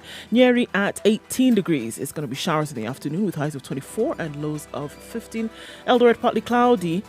This will continue through the day, highs of 25. Then taking a look then into Kisumu, 23 degrees and mostly cloudy, showers expected. Later with highs of 29 and lows of 20. And in Mombasa, 28 degrees, highs of 32 and lows of 26. Malindi is still warm at 29 degrees, highs of 32 and lows of 27. Take a look then into Kampala, and it's partly cloudy at 24 degrees. Showers expected later to cool things down at 27 the high and lows of 22. Dar es Salaam is partly cloudy through the day at 28 degrees currently. Thunderstorms coming in later with highs of 32 and lows of 24. Johannesburg is mostly sunny this morning at 14 degrees, highs of 22 and lows of 10. And finally in Lagos, it's clear skies at 26 degrees with highs of 34 and lows of 26.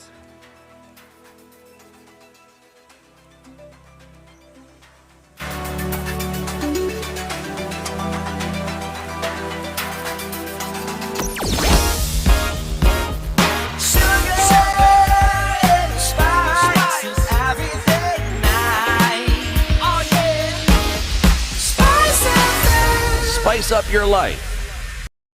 Mature, intelligent talk every morning. Spice up yourself.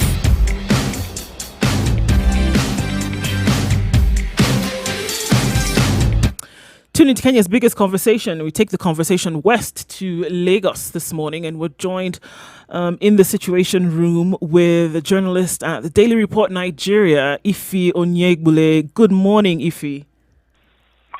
Good morning. How are you doing? Very well, thank you. Good, good. We're in the studio this morning with Eric Latif and Siti Muga. Good morning, Ife. And this is Ndu. Hi, Eric. Good morning. Good morning, everyone there. Right, Ife, so there's a lot of information flying around, and we know already lockdown situation having been announced. From the last time we spoke to someone else in Nigeria, lockdown had not been affected. Now lockdown we see in Lagos and Abuja specifically. Could you tell us how that has taken people first before we go to government?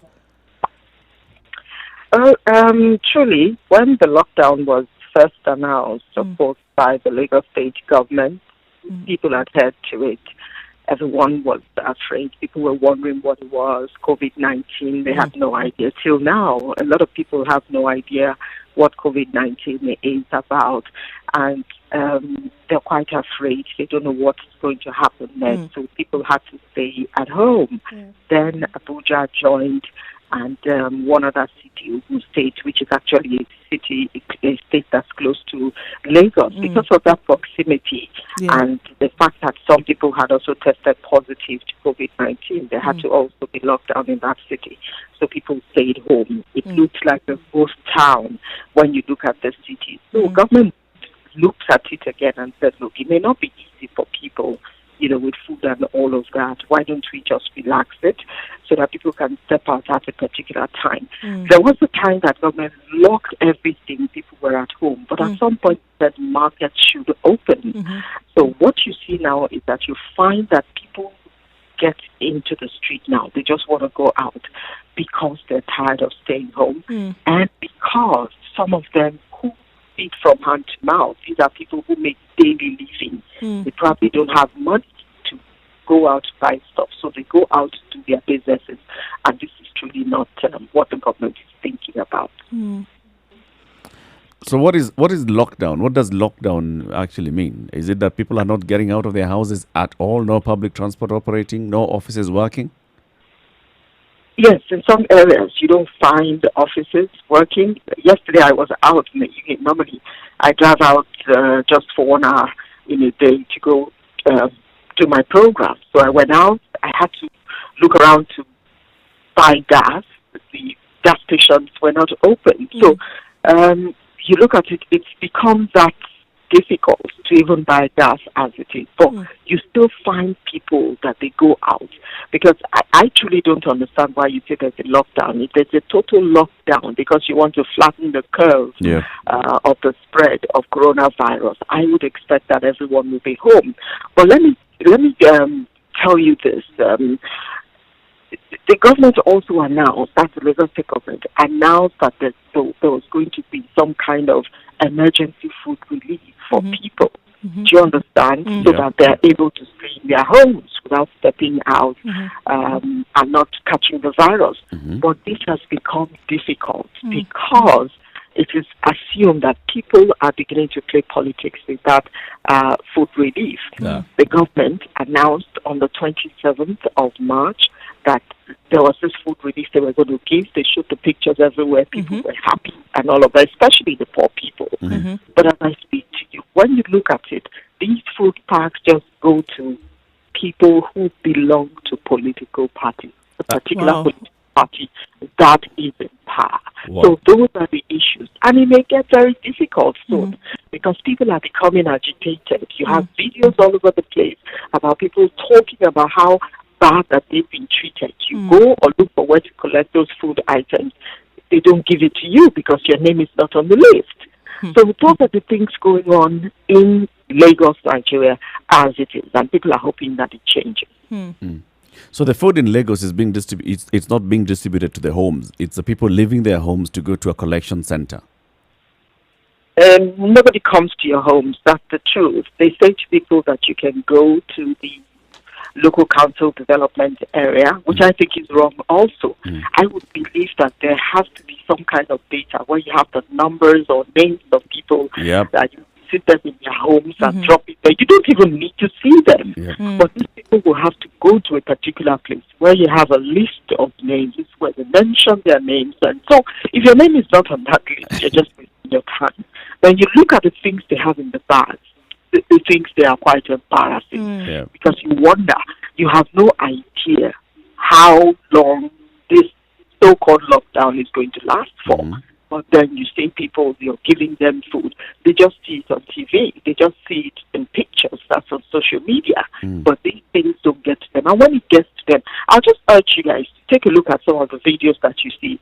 I could confirm some of them for you. But these are what people are saying. You give one bag and you say about 6, 7, 8, 9, 10 homes will share what you have in this bag. I'm going to share what's in that bag. Maybe just one person will get a cup of rice or something.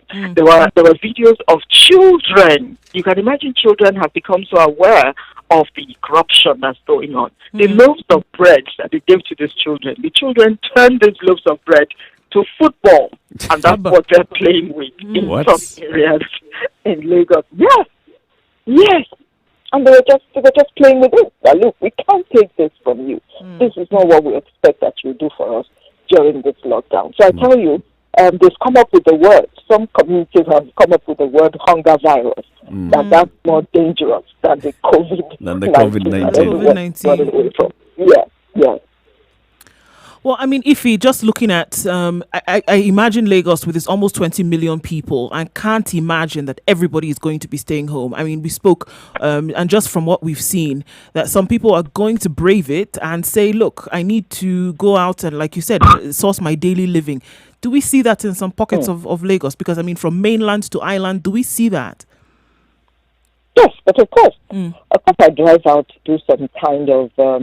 I go to monitor to see exactly what's going on.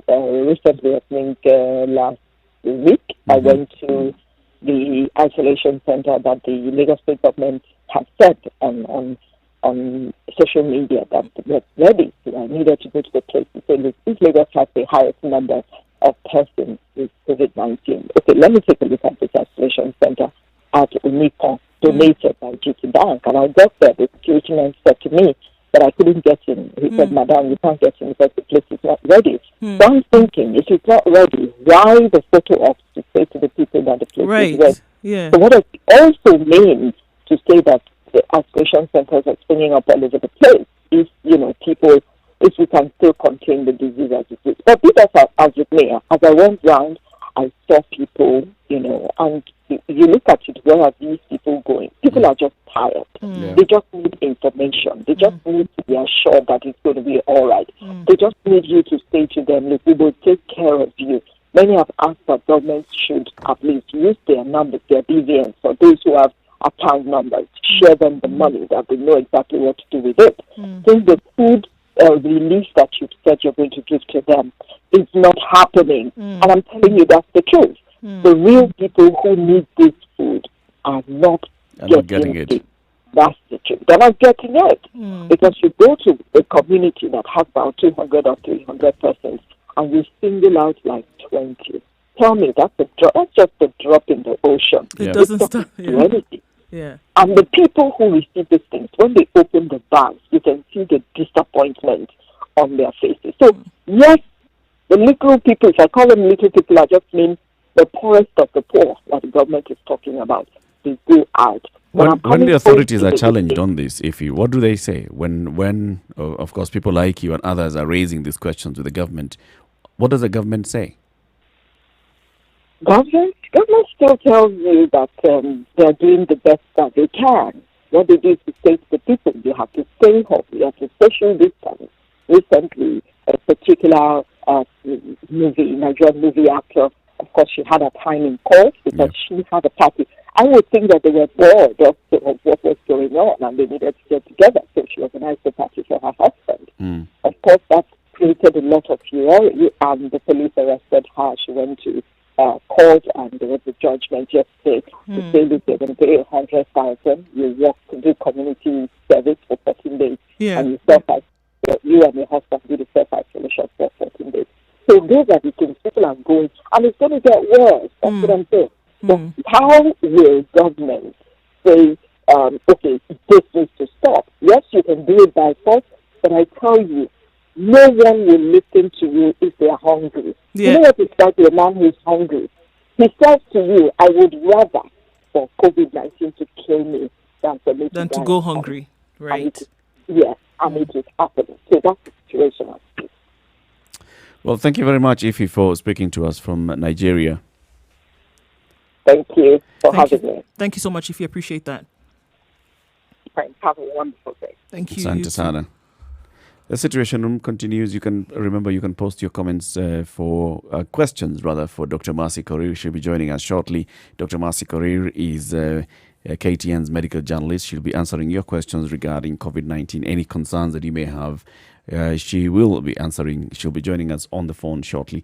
Shortly, we'll take a look at traffic, and then we'll open up the phone lines for you also to have the conversation and join this conversation. Good morning. This is The Situation Room, Kenya's biggest conversation, live streaming on www.spicefm.co.ke, also live streaming on Facebook at SpiceFMKE on Twitter, and SpiceFMKE is our YouTube channel.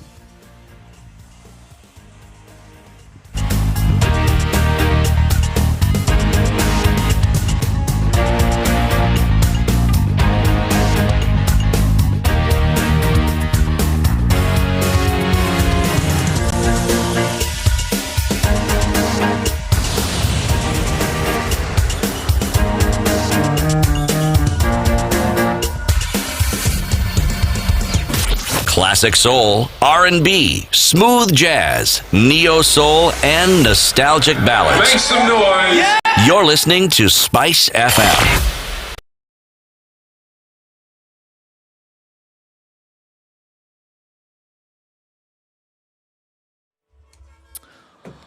All right. Has it changed? We see different situations on the road right now. Not really. Traffic is still a thing of the past in these COVID times.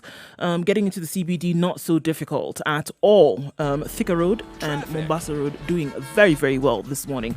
Likely to be a little bit different in the evening when then people will be rushing to get home. But for now, you get where you're going in good time. Remembering to make sure that you're maintaining the directives that have been sent out. And those roadblocks are already up, guys. It's being taken seriously at that point, at least. Spice of MK, if something pops up that we should know about, let us know and we'll share.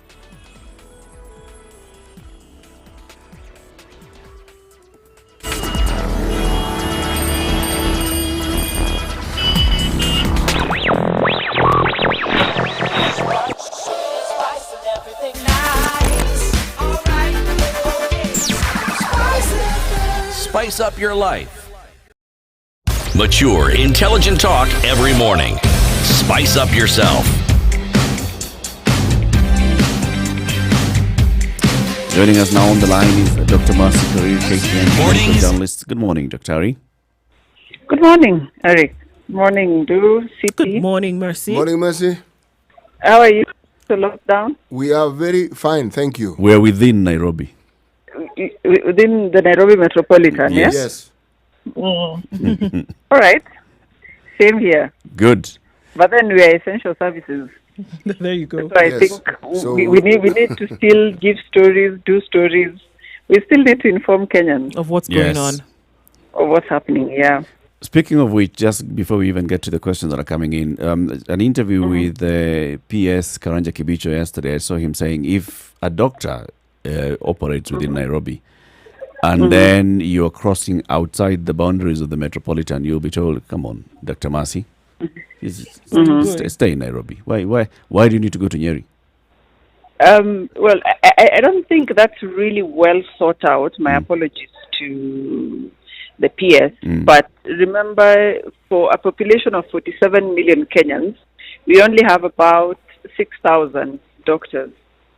So if you limit movement of doctors, then it means you've denied a section of Kenyans health services from a provider who would otherwise not be reachable to them because of where they are geographically. Okay. So if you are to limit doctors, then you have denied patients the right to healthcare services. Right. If you limit movement of the patients themselves who need to come to Nairobi, for example, and this is one of the questions we immediately asked after the president's address, was what happens to people who are on cancer treatment follow-up at Kenyatta? Do they come to these boundaries and then you're told to go away? Remember, cancer will not wait for COVID. It will still grow. True. There you go. Yes. Okay. So I think some of these measures, and it would have been good for the president to have exempted the same way he had time to tell us about artists and musicians and what they will get paid, is the same way the president and his people would have taken time to explain about healthcare services. Because you've seen in Makueni, we've lost 4 mothers because of the curfew. So at night, they decided to just try and labor at home because now they're not sure what will happen on the road. Exactly. And even the taxi or any boda would be available does not want to risk and be harassed and clobbered by police. So actually, these measures, if not well spelled out, will cost lives. It was an opportunity for the president to clarify on those issues actually yesterday, because this information must have reached him. Obviously, and if people did not think about it and if it did not reach him, then it's quite unfortunate, if you ask me. It is. It will be quite unfortunate, yes. Even burials, in terms of people who want to go and bury. So yes, somebody has passed on there in Nairobi and you wanted to go and bury and you've been allowed to go and bury them. Then what do you do if you want to transport them outside Nairobi? Because yes, that's the other thing. Much as we should be cognizant of the fact that we are not like the West. We still have some cultural practices and traditions which people would want to maintain as much as possible. So if I were the one to give that order, for example, I would just even limit to 2 or 3 people to ferry the body for a funeral, because you will find other people on the other side. True. So just limit and allow people to still grieve their dead and also just to bury them. And even process special permits for people to cross the borders for these particular burials. Or if not, then provide alternatives of storage until after the 21 days. Provide those alternatives to store the body at no cost to these particular people or at very minimal cost, so that after the 21 days, if we have a hold of this thing, then people can continue and go and bury them. Already we've limited to 15 family members. And then now, if you cannot bury, especially for those who must be buried at their farms or at a particular point, people point where they want to be buried, it will be very heavy on people if they do not honor those wishes. So I think we should try and give orders that will fit that are practical. Our society. Yes, and that fits into our societal practices and, beliefs, so that we don't really veer so far away from them, such that now it becomes very stressful for people to even implement and comprehend some of these things. All right, Dr. Mercy, everybody's talking about masks now, and we've seen the directive that has come out from the government. Now, two questions on the mask, well, more than two, but let's just take these two for now.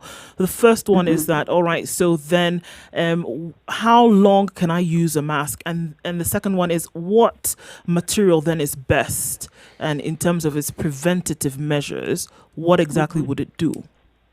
Okay. Well, I've gotten this question on masks quite a lot. And I think for the record, and I think I've been on record with this, I don't advocate for mass masking, may call it like that, because it presents itself with all manner of problems. But then anyway, the government has said we wear masks. So people should wear masks, know how to wear masks properly. That's the first thing.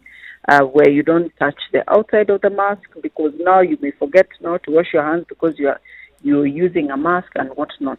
In terms of the fabric to use, I think Mutahi, when he was giving this order, allowed people to make masks, cloth mask, any kind of mask.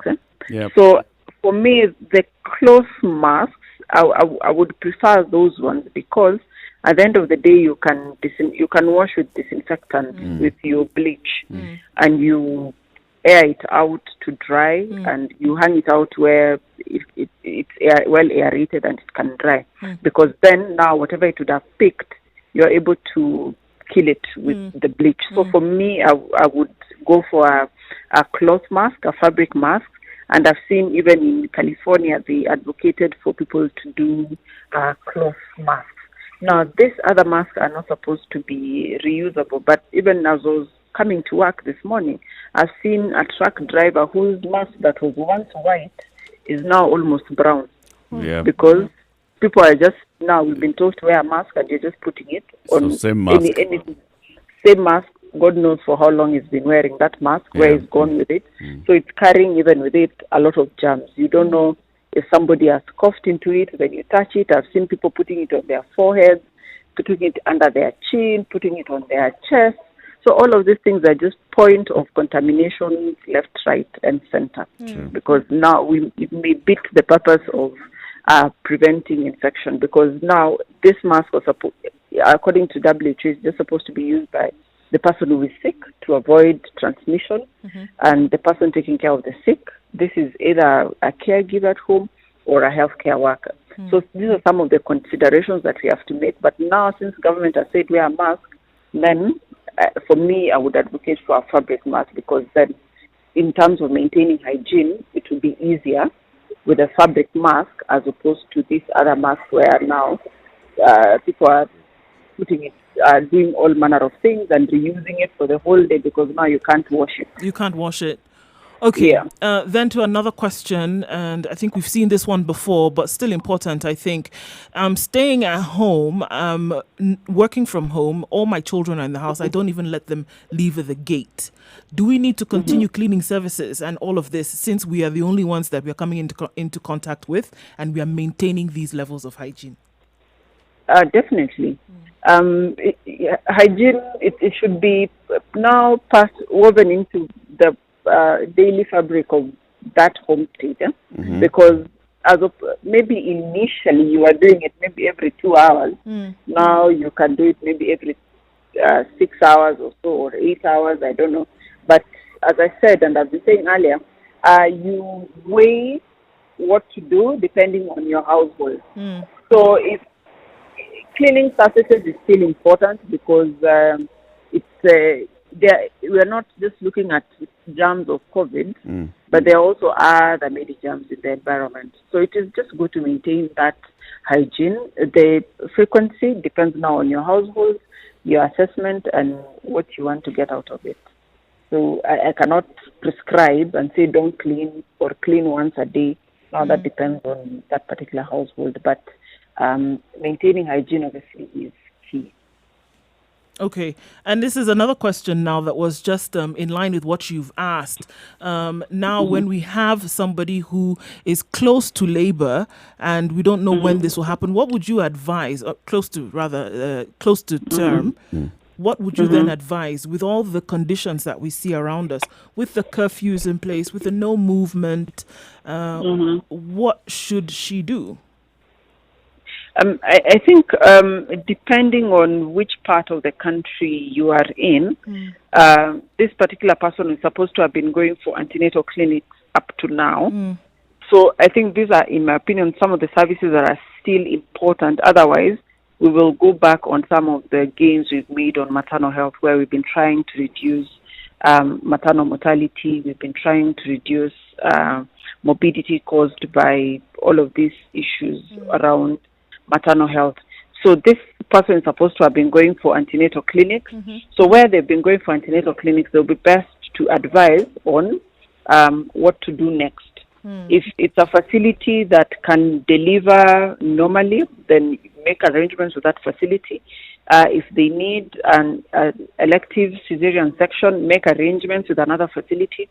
But in my opinion, I expect that the cabinet secretary, the president, would give clear instructions that women in labor or any woman of childbearing age who needs emergency services should not be restricted in movement. They should be able to go to the nearest health facility.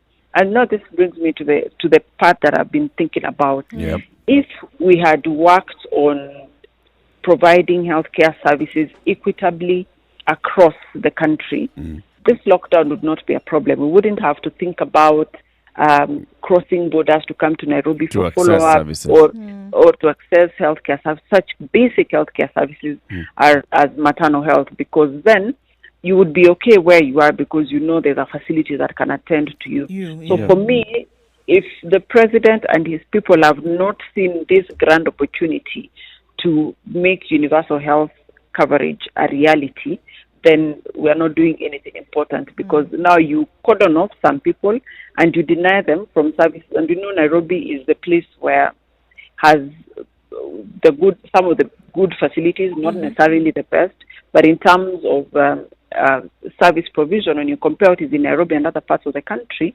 then Nairobi is a step ahead. So when you've cordoned off, then what are you saying about those mothers who are high-risk mothers who need to access certain services in Nairobi? What are you saying about cancer treatment patients, patients who've had transplants and things like that? Those people who need certain specialties who are not available across the country, what are you saying about them? So for me, since this is where we are, then I expect the cabinet secretary today to come out clearly. And we've been saying, do not leave any gray areas where you say these kind of people seeking emergency services, because we don't have ambulance services all across the country where you say I can call and an ambulance will come. Then it should be very, very, very clear so that people can be able to access health services in and out of Nairobi. Yes, we are afraid of COVID, but then there are all these other diseases that are still ongoing, that are still bothering us each and every other day. So we need to be very express that those services still need to continue. We don't want people to die, many people dying of other things we would have sorted out just because we are living in fear of COVID. Coming to this question, Daktari, first of all, is there any testing that's happening outside of Nairobi and these other counties like Kilifi, Mombasa and Kwale? And secondly, there's a tweet that was pinned yesterday and posted yesterday by KEMRI, Kenya Medical Research Institute. And the tweet basically says that to scale up the commercial corona screening and surveillance, the KEMRI researchers are designing and developing a COVID-19 point-of-care rapid diagnostic kit. And the kits are intended to detect both local and international COVID-19 circulating strains to allow continental application. What does that mean in plain English? Okay. So the good news is, as we speak, I'm actually at KEMRI to find out exactly what that means. So expect that by the end of today and on tomorrow's paper, we'll have an understanding of what exactly KEMRI means by that point of care test that they are they are working on. So that's actually where I am. That's why I say we are still essential services. We still need to come out to the field and get information for people so that we understand and break it down to them. For sure. While you're at it, also clarify the capacity that KEMRI currently has for testing and the capacity they hope to upgrade to. Okay. Yes. I think that's a good question. So on paper, because I've been here before, KEMRI has capacity in its 5 laboratories, Nairobi, Kilifi, Busia, Kisumu, Kericho, and they can do 2,000 tests per day. So there are certain requirements that they need, reagents and other things to process some of these tests. So part of what I need to find out is if that is actually happening, or we're just talking about, because that is like 10,000 tests per day, or we're just talking about that we have this capacity, yes, but on the ground we are unable to do because of all of this manner of challenges. So I think that's now the other thing that we are here to find out. So on paper, yes, Kilifi is supposed to be doing tests for the coastal region through the KEMRI laboratory there. Kisumu for Nyanza, Kericho for South Rift and part of North Rift, Busia for Western and part of North Rift, that side. And then also Kilifi is supposed to do from the northeastern region. And then everyone else that I've not mentioned does tests in Nairobi. How about private hospitals? Do private hospitals have the capacity to test? The private hospitals that I know and some of the big private laboratories, yes, have capacity to do the PCR testing.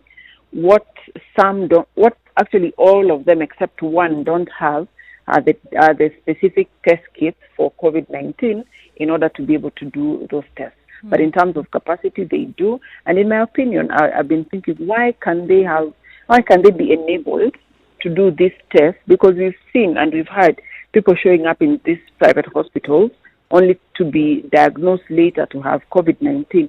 Why can they have that capacity within themselves so that they are able to test and they just do reporting back to the Ministry of Health because this is a notifiable disease? That way it will make detection of anyone with COVID easy, and at least we will now prepare all our hospitals, if not most of them, to be able to detect cases of COVID-19. Because remember, much as we have partially cordoned Nairobi, Mombasa, Kilifi, Kwale, we do not know of the other areas in the country. Doesn't mean they are not at risk of COVID. What if people had already traveled out? If they show up now in another facility, then what is the index of suspicion and what is their capacity to be able to test on the spot? So some of these things, for me, we should have thought about it as a countrywide issue instead of dealing with it in Nairobi. And the way we've dealt with it, it makes it a bit difficult to scale up the response, or to scale up what we need to do in order to get as many people as possible detected. Because if we don't detect, then those are, as Ndu calls them, petri dishes walking around. Dr. Mercy Korir, thank you very much for speaking to us this morning. Thank you very much. We expect to get a lot more information from what you get at Kenya Medical Research Institute today. Definitely. Have a good day, Dr. Thank you. All right. You too have a good day. So tune in to KTN News and buy the Standard tomorrow for this. And also listen to the Situation Room as well tomorrow. Yes. You will have circled this when you're analyzing the newspapers. Kabisa. Thank you very much. 12 minutes to 10 o'clock. This is the Situation Room, Kenya's biggest conversation. 0719 012 600. Spice FM, Nakuru. Online, mobile, and on radio. This is Spice FM. Sugar and spice and everything nice. Spice FM. Spice up your life. Mature, intelligent talk every morning. Spice up yourself.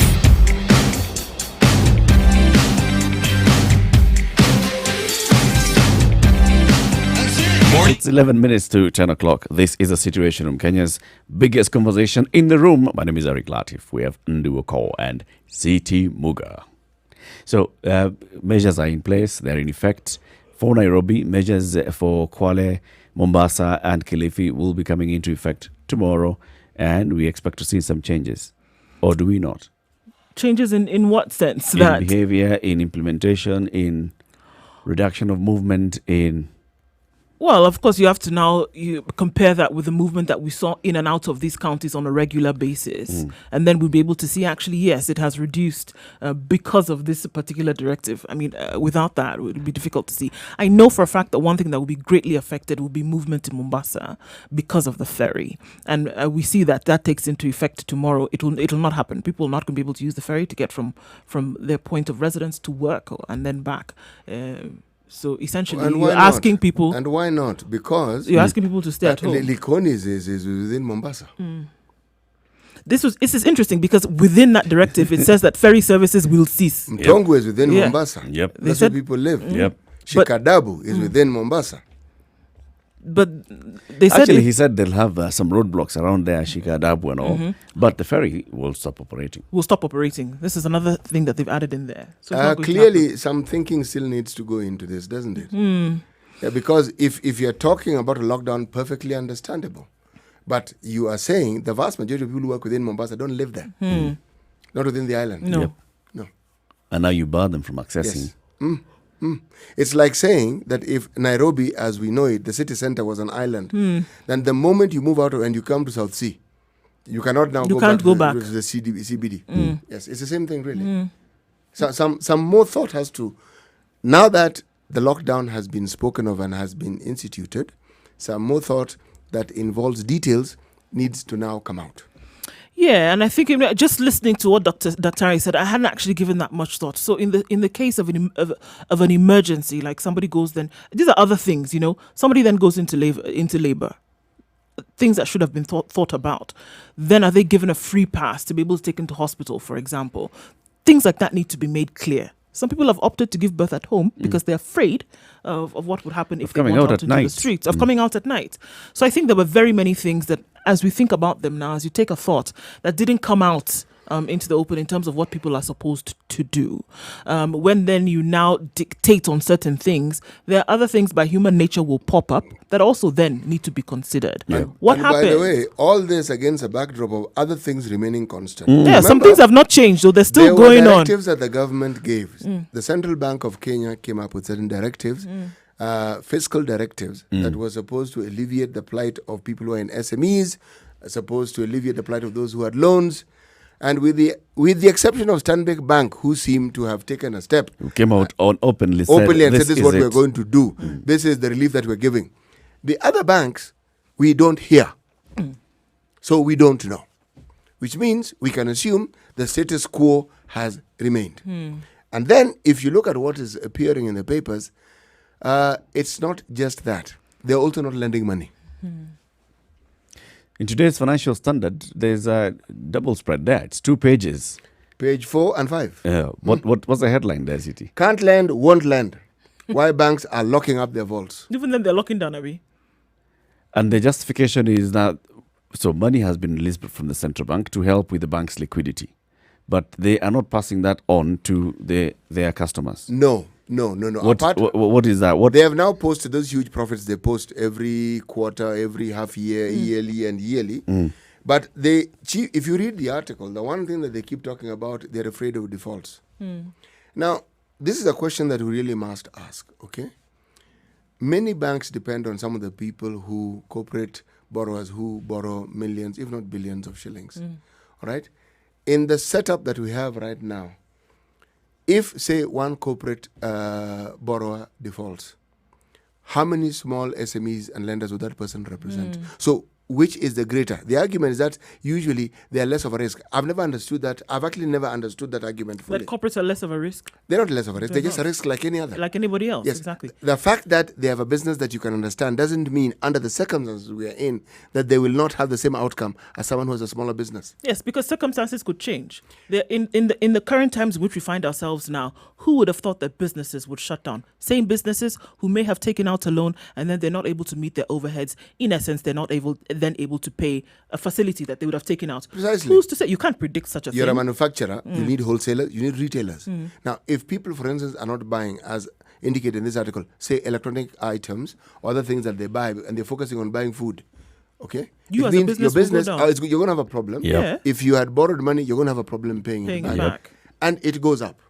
So, the banks are actually setting in motion a process where they are themselves going to be the losers. So the banks are becoming more risk averse. So they're looking at your business and saying, This isn't a period for being stingy-mingy as they're doing. This isn't it. This is a period for spending. So they should give out the money. Spend. And then let these activities continue. Spend. Then do your arithmetic, do whatever you need to configure later. You approach this attitude of keeping what you have because you don't know what will happen. Under the let me tell you what will happen. The very thing that you think you're forestalling is what is going to happen. There's somebody who has been quoted in this article. He is a former director of the Public Debt Management Office at the Treasury. All right. So this is somebody who understands these things. He's now Euclid Capital CEO, Ndoho Wahoro. Ndoho Wahoro says that in these kind of times, every entrepreneur, including banks, will become risk averse. Number one. Also, he explained that besides the fact that banks would be close-fisted at this time of the crisis, they are also not tailored to lend to MSMEs with no collateral. So it's also, banks have never really looked at this as a market. Now they're here and they're wondering, so no collateral, I give you money. And you're a small business. No way. No way. But saying most of these businesses do not even keep their records of their sales, which banks would have used to approve loans. So banks are saying, so what am I going to use? What's the basis for giving you this money? The truth of the matter How do I is know that you even run this business? Microfinances came in to fill that gap that the big banks had left wide open. Okay? And then banks retaliated or reciprocated by trying to also create that sort of facility, a product within their own banking. For SME banking and stuff. But again, it mirrors something that we've spoken about often in this particular studio.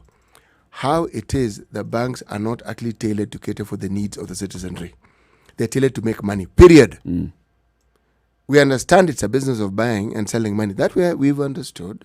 But this thing of understanding that the process of making money involves you involving people, they are going to lose serious social capital here.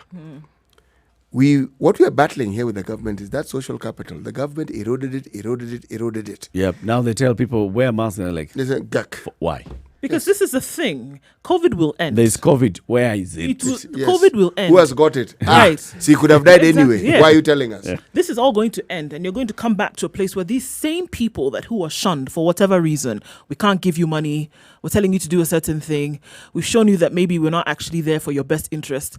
You're going to come to a place where, you know what, COVID is over. You're going to need these same people to be able to run your engines, whether it be government, whether it be finances, whether it be the banking sector, whatever it is, you're going to need them at the end of the day. They are the ones who are going to propel you back into business, as it were. So this would be a very good time to really hold them in as close as possible. The reason why they are also an epicenter of impunity is for a very simple reason. This local internalized borrowing that the government has been put in place involves banks. So they don't really need you. They have a bigger No, they actually don't. So they think. Yeah. So they think. So they think. Short memories. Very short memories. That attitude persisted before. And during the time when the Kibaki era came into play, I would have assumed they would have learned clearly. They don't learn very quickly. Didn't. No, we're coming to the end of the show this Tuesday, the 7th of April, 2020. Ongoing currently at the Holy Family Basilica is the funeral of retired Archbishop Emeritus, Archbishop Emeritus Raphael Ndingi Mwananzeki. He's going to be buried within the church precinct. C.T. Muga, today's proverb. However long the night, the dawn will break. Now explain. Meaning there are certain constants in life. And irrespective of how dire the circumstances, how bleak, how dreary it is, the truth of the matter is that it will come to an end. Nothing lasts forever. It's really as simple as that. Nothing. Whether it's good, whether it's bad, it doesn't. So prepare yourself, do everything that you can to live through the night. Precisely, so that when the dawn breaks, it finds you alive and finds well. you alive and well. And so that you can continue. And ready to face a new day. Yes. Well, this is a situation. Kenya's biggest conversation. Thank you very much for tuning in. Join us again tomorrow, 6 a.m. to 10 a.m. Nduoko, what's your final word for the day? Isolate, sanitize, distance. Away. Say that again. Isolate, sanitize, distance. Mm-hmm. Siti Muga? Let the conversations continue. Okay. Stay wherever you are. Don't move. That's it. See you again tomorrow right here on Spice FM. Sugar and spice and everything nice. Good morning. It's 10 o'clock.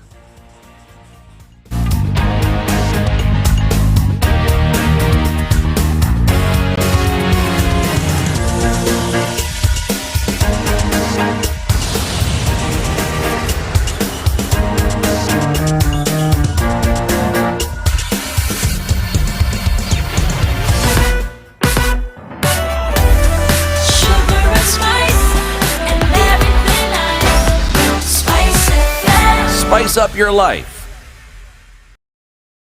Hautaingia Nairobi, hautatoka Nairobi.